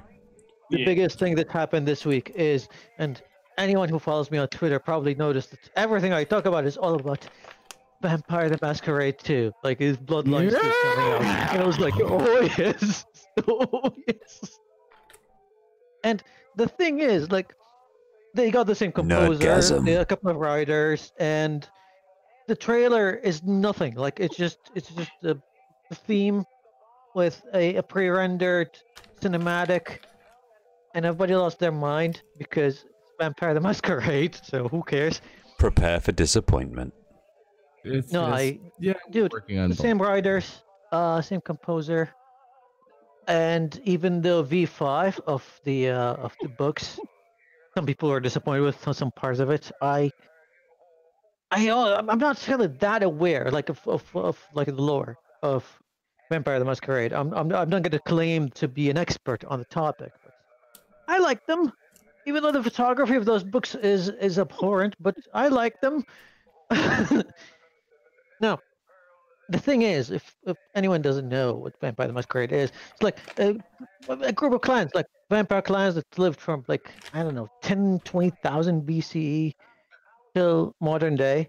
Oh And my it's god! like- I just saw Vampire the Masquerade's Bloodlines, and it literally says, "We will not be exclusive to Epic." Are they Yeah, really? yeah. Are people making those? They're literally making those Yeah. announcements at the moment. Don't worry, Yeah, don't worry. Because let me. I'm coming to you. I'm coming to this. Like, and because the clans are the way they write those books, they affect politics, like human politics, all the freaking time. Like if you read the Assanids, which is like the Middle Eastern sort of Arab vampires, they were involved with every single caliphate and every single dynasty. Those guys were around. So of course, when they come to know modern days, they affect topical and sort of like modern politics. And the guys are like, yeah, it's going to be political. Sorry, guys. And people I'd like lost their to shit. interject. Yeah. I started playing the Vampire Bloodlines, the first one again. I've been streaming this, and one of the things in the Back into my guys. in the tutorial, Jack, one of the characters, says, "We'll get into the politics of it later. Right now, we got to do X, Y, and Z." So there is a lot of politics in the first fucking game. There's different factions. Dude, like even if you go into the LARPing scene, and the LARPing scene is like, it's not like any kind of like real life role playing scene that I've seen. I know it's a lot of scene in there, but you have like each person would just associate with one clan, and the hostilities and alliances that the writers put in the lore and the role players actually role play. You'd end up with people going into the party as friends and go like, I'm gonna go to my clan, you go to your clans, we're enemies now. They take that shit very, very seriously. There's different clans. There's also different factions. You have three in Bloodlines. You have the Camarilla, you have the Anarchs, and you have the Sabbat. So each have their own specific approach to doing things. One is a lot. From what I know, like they've been talking a lot about this game. It's been in development for more than 3 years now. I know that the guy who's doing the music, he's been working on the music for more than a year, which means that they might take music a little bit more seriously than the first one. But where was I going with this? Like, yeah, what they're saying is, first of all, when it comes to the morality of choices and how you have a branching path, they're not gonna go with like, oh, you're just a binary choice, bad versus good. It's all gonna be shades of gray, and you can just roleplay whatever you want. Also, and this is something that I liked, you could play a game where you're not a pacifist, like you would, like your actions would lead to people's death, but you don't have to kill anyone yourself. Like complete, like just go around and talk to people and nudge this person around and nudge this person that way. All your enemies are dead, and you're just sitting on your couch doing nothing. I mean, yeah, this is kind of cool. I like that. Like a true venture. Interesting. That's cool. Yeah, they were hinting at that before, so I'm excited. I'm excited. So I mean, I've been spurging about this for a while with Anna, my girl, and she's super excited about this. I'm super excited about this and Cyberpunk. Now, what I need is Richard Garriott to get out of his little mansion and goes to make like Ultima 9, and I'll be the happiest guy alive. Like if 2020, 2021 we get Cyberpunk, Vampire the Masquerade, and Ultima 9, I'll just, I'll die happy.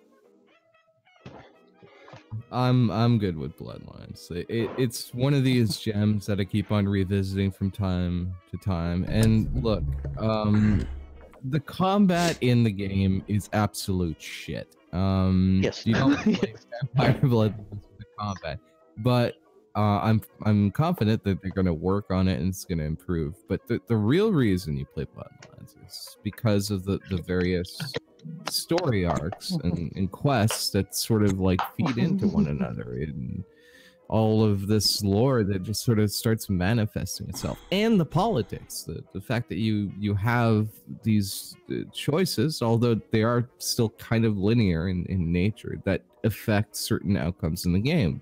So, for instance, you can choose to tell one of the antagonists off, and he's going to leave you in a shitty apartment versus, you know, sort of like play to his ego, and then eventually he upgrades your accommodations. Just little things like that.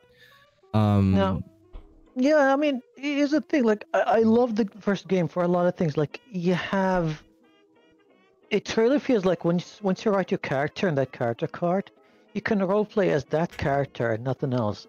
The game tries its best, even though like 15 years ago they didn't have the means to do it, but they tried their very damn best to lead you towards the path that you want. And the story, the entire cast, the entire scene is reacting to your actions rather than some story that the authors were having in mind and just had to walk through it. I still think that it is the best writing in any game ever made. It just suffers because the game is buggy and, like you said, the combat is shit. Yeah, so it's something that I'm looking forward to with bated breath. It's coming out 2020. You can pre-order it. You can pre-order it now on anything. Good old games, Steam, doesn't matter. Yeah, Epic, GOG, Xbox, PS4.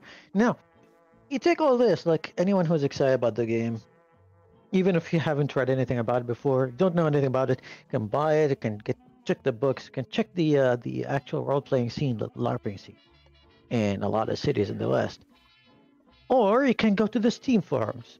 Now, the Steam forums will have 3 topics and 3 topics alone, and they keep reiterating them in different ways.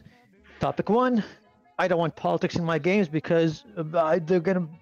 One of them is actually worried that they're gonna make a Trump into a vampire. Yeah, this is where we're at now. Why? Why are we here? Why are we here? Dude, I don't know.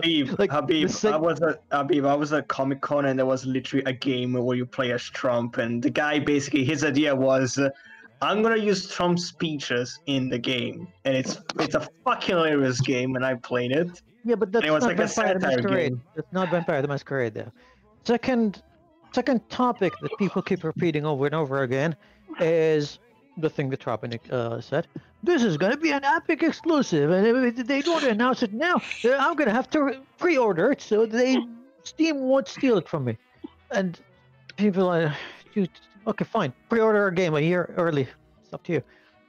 Third topic, which repeated itself so many times, and it shows how funny gamers TM are, is I'm going to identify as a helicopter. Because the game will offer a character card where it can just fill anything. And instead of having gender as a binary, male or female, it's a space. You can fill it with whatever you want. And then you can fill a pronoun if you would like to have a custom pronoun. And people freaked out. They're like, how dare they? How dare you customize your character in a way that I don't like? It's all about you, isn't it? Yeah. If you customize your character in a way that I don't approve of, then the game is social justice warrior stuff. That's what gamers are these days. And then when some people go and make fun of gamers, they go like, "Oh no, you just hate gamers now. How dare it?" I'm like, dude, I don't care because I have gamer in my Twitter bio. I can take a joke. I can joke about my own team. You're the one who can't take a joke, so go cry. Gamers against everyone. That's what's happened now. It's gamers against the world, man. The world sucks. Yeah. Let's destroy the world so that we can carry on gaming. You need a planet for that! Well, I mean, if you destroy the planet, then you're gonna destroy game developers. Like, I don't know. Like, gamers are weird. They hate the gaming press. They hate game developers. They hate the publishers. They hate the distributors. The only Steam. Steam is good. The rest are shit. Like, what do you like? To be fair, there was a legit reason to dislike the gaming press. I mean, I see it as, it played off to a point where most people don't even read half what's certain in the gaming press. Yeah, They most of the people who are sort of like complaining about the press don't use the press. That's the thing. Most of the people that use the gaming press aren't really politically active or any of that. They're just kids, just trying to read out about shit. There's an article that was written in was it video game business, video game something. God damn, I forgot like the name of the website is on this at my time. But anyway, it's a very detailed article on how the Epic Store is actually helping game developers, and it goes into the details of not just the monetary kind of value of it, is the way they're reaching more people, they're getting more views on their page, you know, just the exposure has skyrocketed ever since they changed their main platform. They compared games like Metro Exodus, the last Metro games. They compared the Division 2, compared to Division 1. Division 2 is another Epic exclusive. And most people that are, you know, the main guys, you know, the regular bunch that always complain about the gaming press, took only the title of that. How Epic is helping game developers. They're like, oh no, the gaming press now is for exclusivity. How much is Epic paying you? How dare you betray the gamers?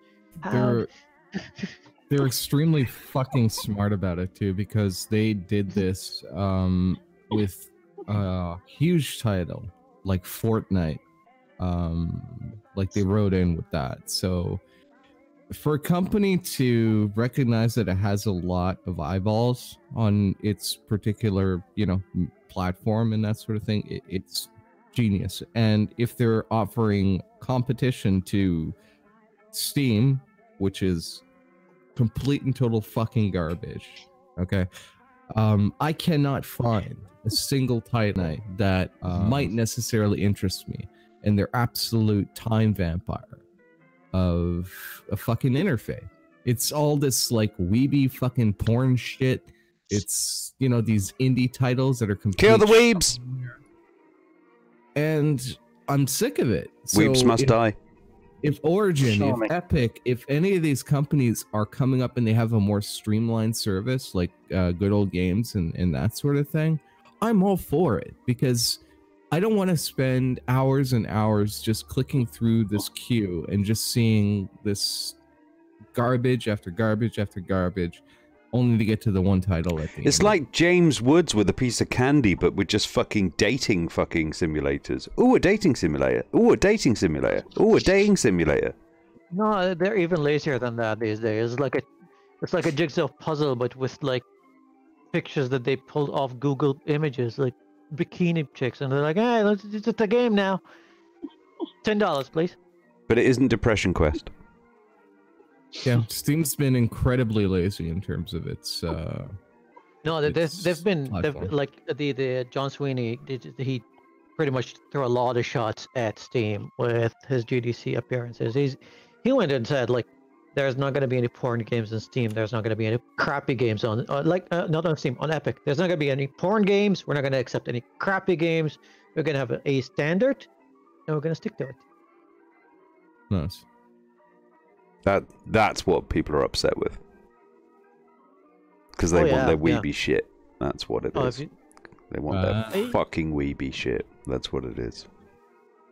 And I don't care for weeby shit. And I guess like that's as soon as they get like more eyeballs on or more installation based on Epic, I think a lot of developers will go and just just publish there on their own.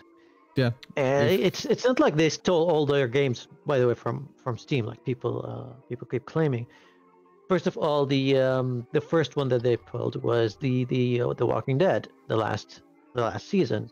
Even though they lost their funding because the company was closed, Epic jumped in and they're like, "We're gonna fund your game. It's gonna be released only on Epic." Also, like they took away like 20 games to be exclusive from Steam. Like The Cycle is one of them. You've got, like we said, Metro Exodus and a few other games. But they also got some games that were never on PC before. The Quantic Dream games, Heavy Rain, You've got Beyond Two Souls and Detroit Become Human. Yes. Yes. They will be on Epic, and the thing that's strange about it is those games were not meant for PC in general. They were funded by Sony to be Sony exclusives. I have no idea how they got them. Like, they must have paid a lot of money for these titles, but they did. I'm gonna be buying these, like, Heavy Rain. What's the one with Ellen Page? Become Human? No, that's Beyond Two Souls. Beyond Two Souls is their weakest one, to be honest. Like, I liked it, but it's not their best. Hey, Ellen Page playing a guitar.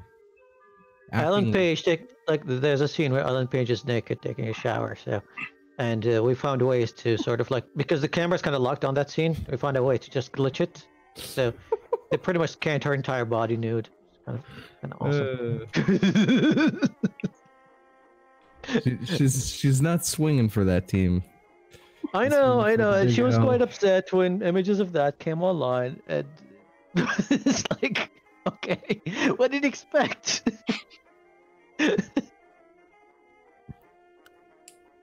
So yeah, no, I'm excited for Become Human because I don't have a PS4, so I haven't played it. Love to play. Become Human will be coming on PC. Yes, on Epic, and they don't have a release date yet. They could be that place where the console ports end up.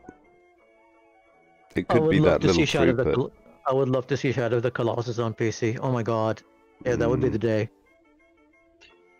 So here's what Valve takes off the top. It says this is an article back on The Verge back in November 2018. It said that they were taking 30% of all game sales on Steam, with some exception for games from smaller developers in its direct Steam program. However, they changed that split to 25%. How generous. 25% with a caveat if you sell, like, I think over 50 million or 10 million worth of sales. Yeah, which is ridiculous. Like, one would think it would be 10%, 15% at the most. Yeah, I mean, the 70-30 was standard for quite a while. I don't think Steam was... I think they're the ones who started it, because before that, even consoles didn't have a digital store. Or maybe I'm just mistaken. I don't know who actually started it, but it's just a standard at this point. Like, everybody does it. And Epic just comes in and they're like, we're just going to take 12%. And guess what? If you're using the Unreal Engine, then you get, like, an additional discount, which is, like, because they pay a royalty fee for Unreal games. I think they exclude that from, like, the 12% or something. Like, yeah, it's just 12%. You don't have to worry about the fee anymore. Smart business. Yeah. It's an incentive to use both their engine and their launcher now. It's like, yeah, you get more. And I never felt really, like, screwed by Epic. The only thing that I really didn't like was their customer support, like, for Fortnite accounts and that sort of shit. But, you know, I'm assuming that if, like, this platform takes off, that'll probably be something that they choose to address at a certain point in time, hopefully. But, like, I mean, beyond those complaints, I think as a company, they've pretty much shined. Even Origin, EA's, like, system is pretty freaking spectacular. It's like you pay, I think it's like $20 per month, and you gain access to, like, a full library of games, like all the Batman games, all of Need for Speed stuff, and you can play it for a month. You just cancel, and, you know, if something else comes along, you just pick it up. It's like a rental service. It's like you have access to an entire rental store for the period of time that you have your membership. Just thought I'd give you guys a nice little heads up here. You can see the revoke Article 50 remain in the EU thing, just slowly rising up all on its own. Wow. I will return, but that is exceptional. Well, How did that go from 29 to 20? And well, okay, It's apparently being updated every 4 seconds. right. And it just keeps on coming. It's not going anywhere, I'm afraid, folks. Ooh, look at that. So it's going up pretty much every 4 seconds, 9 seconds or so. About 100 a second. 250. Yeah, about 100 a second right now. I've still been trying to contact my mate Connor on Skype, to the guy I've talked about before who voted leave, to see if I can get him in here, but again, he's not biting. Yeah, well, there's a lot of people that have... I don't know if you've noticed over the last, say, year or so, is that the sort of channels like this one, for example, inviting to all, whether you wish to come in or not, but you will be questioned whether you're right or wrong. And it seems those who were enjoying themselves not being questioned have decided that these sort of places are echo chambers now, because you're not getting somebody just deferring to you and saying, you're right, they're wrong. Well, to be fair, the problem is that he's just not on Skype at all. Not even the green circle. No, I've noticed this from a lot of people, is that they will only go into places where they are safe and comfortable within their little conversational group. Oh, that's a lot of people in multiple subjects. But in this particular subject... Yeah. Yeah. I mean, you're literally seeing people who will not go, you know, for example, the likes of, say, I don't know, Dave Rubin, who refuses to go on Sam Cedar, for example. A person who keeps on going on and on and on and on about how the left aren't willing to debate him. That sort of avenue. I've had a few right-wingers in here, a few Brexit pushes, and for some reason or another, they're not interested in coming on anymore. Because you're an EU cuck. I'm an EU cuck, yes. How dare I have an opinion that might differ from yours? Yeah, that makes you a cuck. Well, it seems like there's about 5.276 million of us. And rising. By the minute. Yeah, I mean, that's out of like 66 million of you guys, so that's nothing. Yeah, Besides, they're all bots. They're all bots. We're approaching 10. Yeah, we're approaching 10% of the entire UK's population. Yeah, and frankly, Happy, we were actually talking earlier. We were actually trying to work out of those 66 million, how many of them are actually of voting age anyway, and we figured somewhere around 50 million or so. So, yeah, that in mind. Yeah, I know. It's just yeah, when I posted something about it, like when it was like 3 million, someone was like, they're all bots. It's just bots. It's Russian bots. Okay. Yeah. First of all, this thing has an address verification, as far as I know, and fake addresses doesn't work. There might be bots, maybe. I would grant them that, but why would it be Russian? Like, why would Putin push for this? It makes no sense at all. And it's the same people that when the news starts covering like Russian bots, they go like, oh, but Russian bots only has like 3 or 4 clicks each. Like, they don't do anything. They're harmless. Well, they have some way of swaying people, and I mean, we've seen this with sort of like the Atomwaffen Brigade, who were trying desperately to sort of like fake a level of popularity within many of their sites and things like that. Whether they're exposed or not for doing it doesn't mean that they're going to stop. How is the Leave march going? That sums it up. Yeah, about 70 people and their leader is just driving. Oh my god. Talk about exploited. Those people are the most exploited. You know, you struggle to feel sorry for them because they're, you know, you're just sitting there kind of going, you fucking idiot, why did you do that for? They had to pay £50 a head to do that or something, didn't they? Yes, £50 just to walk with Farage, and Farage is not even walking, he's literally driving. Actually, no, he's being driven around. He's too lazy to even try. He had some dude to hold his coat for him, for fuck's sake. And he's still taking part in European elections somehow. The anti-elitist that he is. How is he taking part in European elections? Well, hopefully we won't be seeing any more of him in the EU Parliament. Yeah, from what I understand is as far as that sort of thing is concerned, yeah, they won't be wanting to do that. So the Europeans aren't interested in the UK getting themselves voted. If they're not going to be part of Europe, what's the point in them being part of the European elections? Yeah, being sensible about it. Yeah, if you're not gonna be able to show up, then what the fuck are you part of the club? Well, there's a pool. Yeah, right. That entails membership. You get to use the pool and the borrowed membership. Well, I don't want to. It's like, sorry, that's just the rules. Dictatorship. Excuse me, sir? What? That's literally the situation right now. And somehow the UK is in the right. This is literally the situation right now. 1 million people on the streets. God knows how many of them are still there. I wonder. I wondered exactly what would have happened if everybody had just gone, "No, we're staying." Yeah, just in front of mental. Parliament, just blockade Parliament. Like they can't leave. It's like shit. What do we do?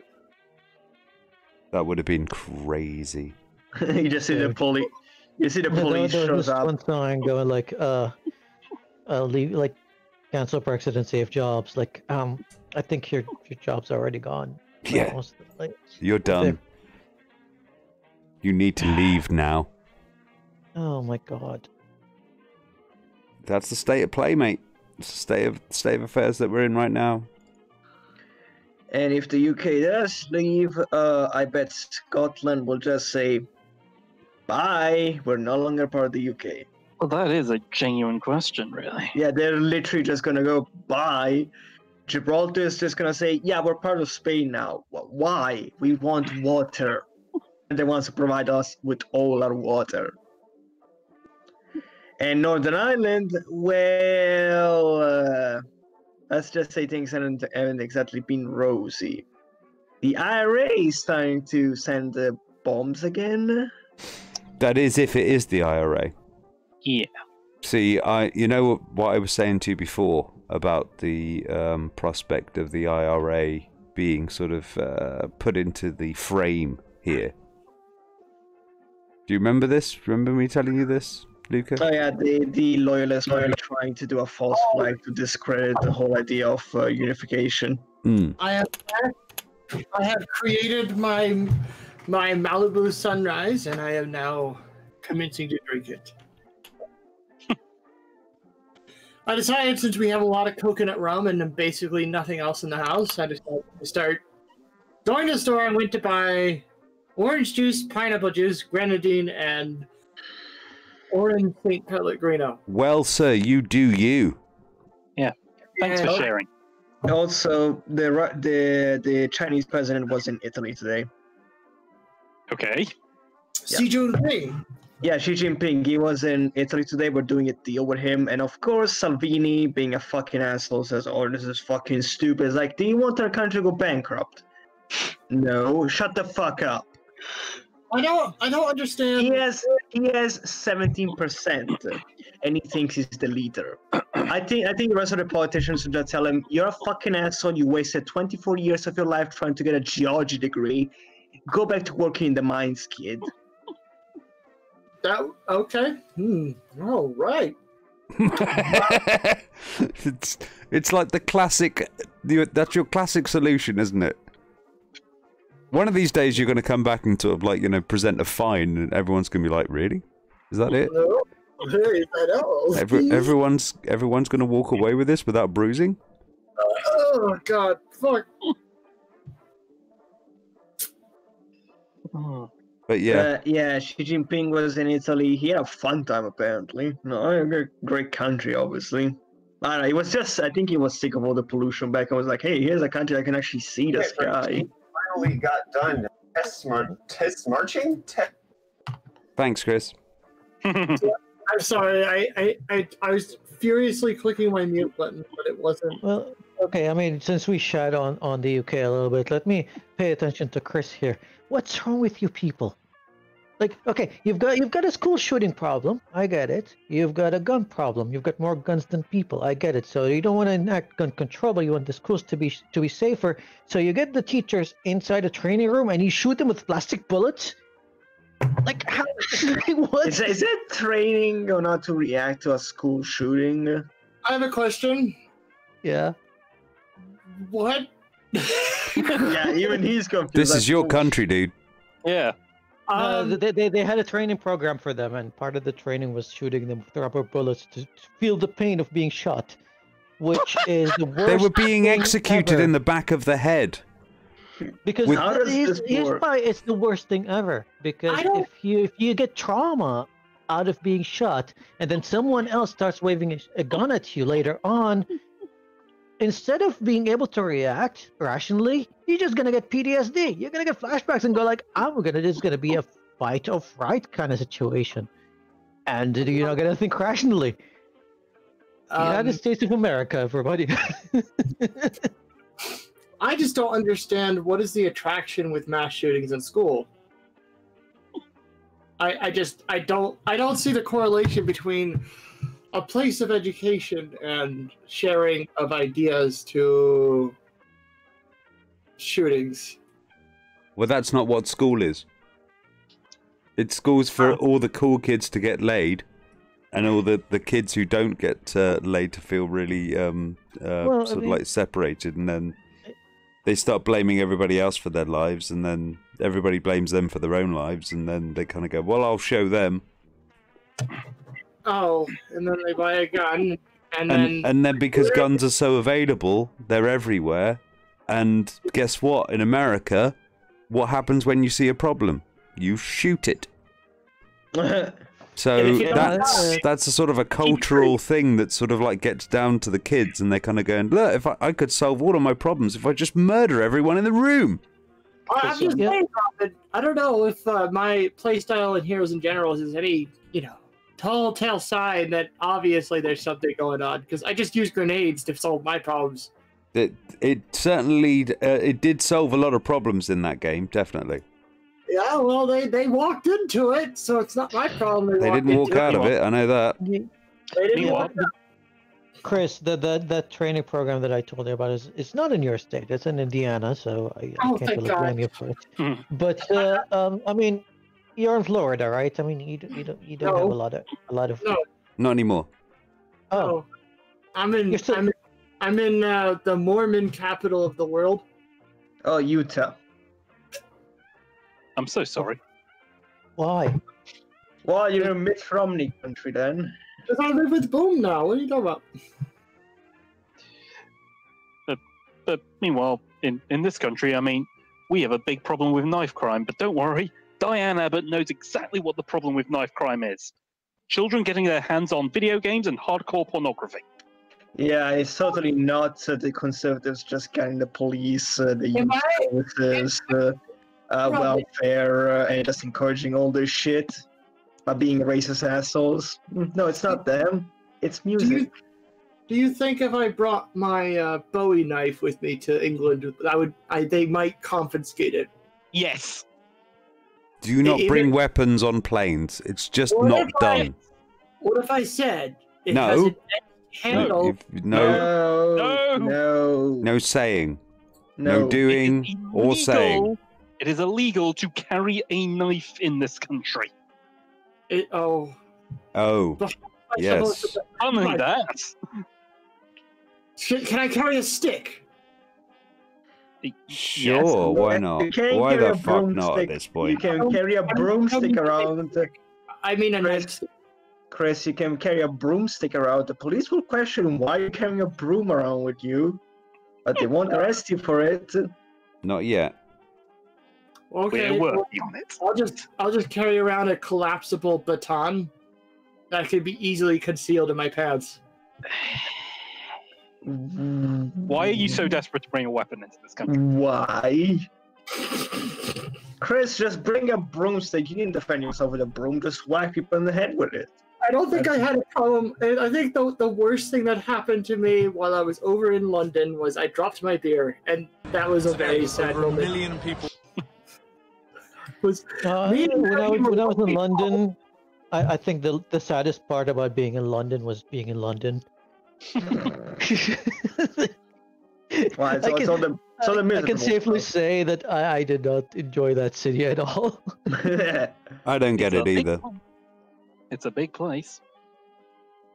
I suppose for a lot of people, I was talking to some Japanese people and things like that, and it's the fact that if you go to Tokyo, for example, everything's new. The whole place is basically completely, redone. It was either the old stuff was just made out of wood. Yeah, they didn't really have anything. It's not that, Robin. Like, okay. I mean, I don't know if I told you about it before, but my trip to London was not even planned. I was flying back from Canada at the time. Oh, that's the worst place. Worst place to go to on unplanned. My flight was delayed because of some incompetency, and I was stuck in the airport for like 27 hours. It was like, just get me a visa for 24 hours. When I leave the airport, get a nice hotel, get some sleep, maybe go get a sandwich or something. Because at the time, Heathrow and the connecting area, the connecting flights, where I was, there wasn't even a restaurant. Like, I'm not gonna starve for 27 hours. Like, get me out of here. There's no restaurant in the fucking waiting room. What the hell? Like, yeah, it's crazy. Like, that was back in 2003, I think. I don't know. That was a long time ago. But anyway, I tried, like, I stood in line, and then they were like, you're a Saudi guy in 2003, like 2 years after 2001, like 9/11. And you're getting in without a visa? And they're like, no. And I'm like, well, fine. Here's 20 pounds. Go buy me a sandwich then.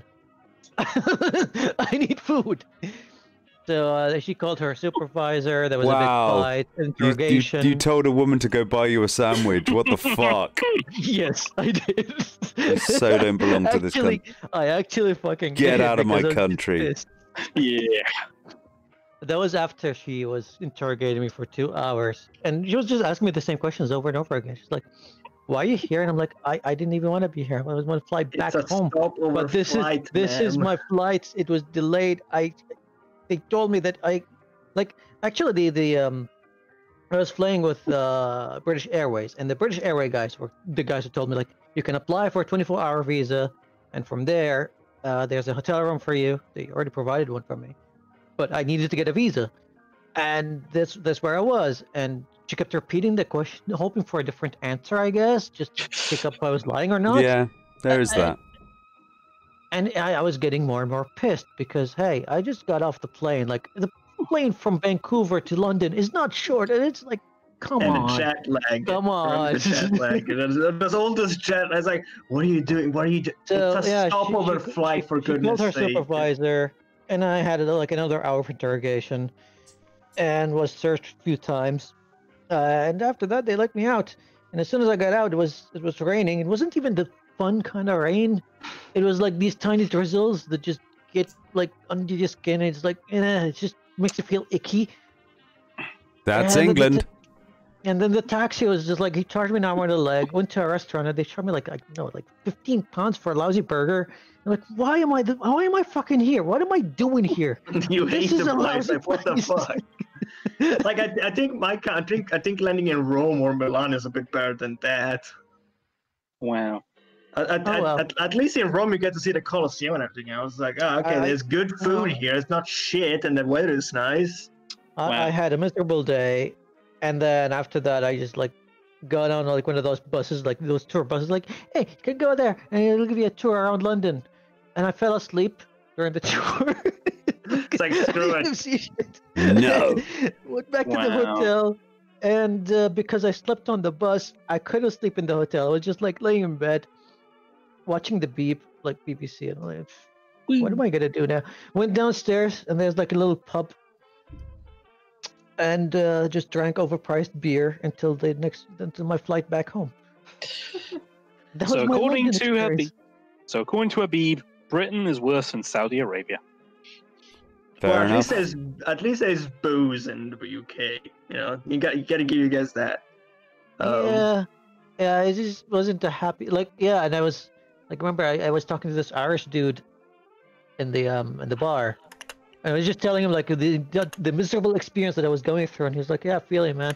And then he started ranting about something, and I still remember it till today because I was like, "How do you pretend that you understand a word that this man is saying while It's he's like still like having a conversation because you don't know, but she's still replying, and you're like, "Is this the right answer, or am I just like answering?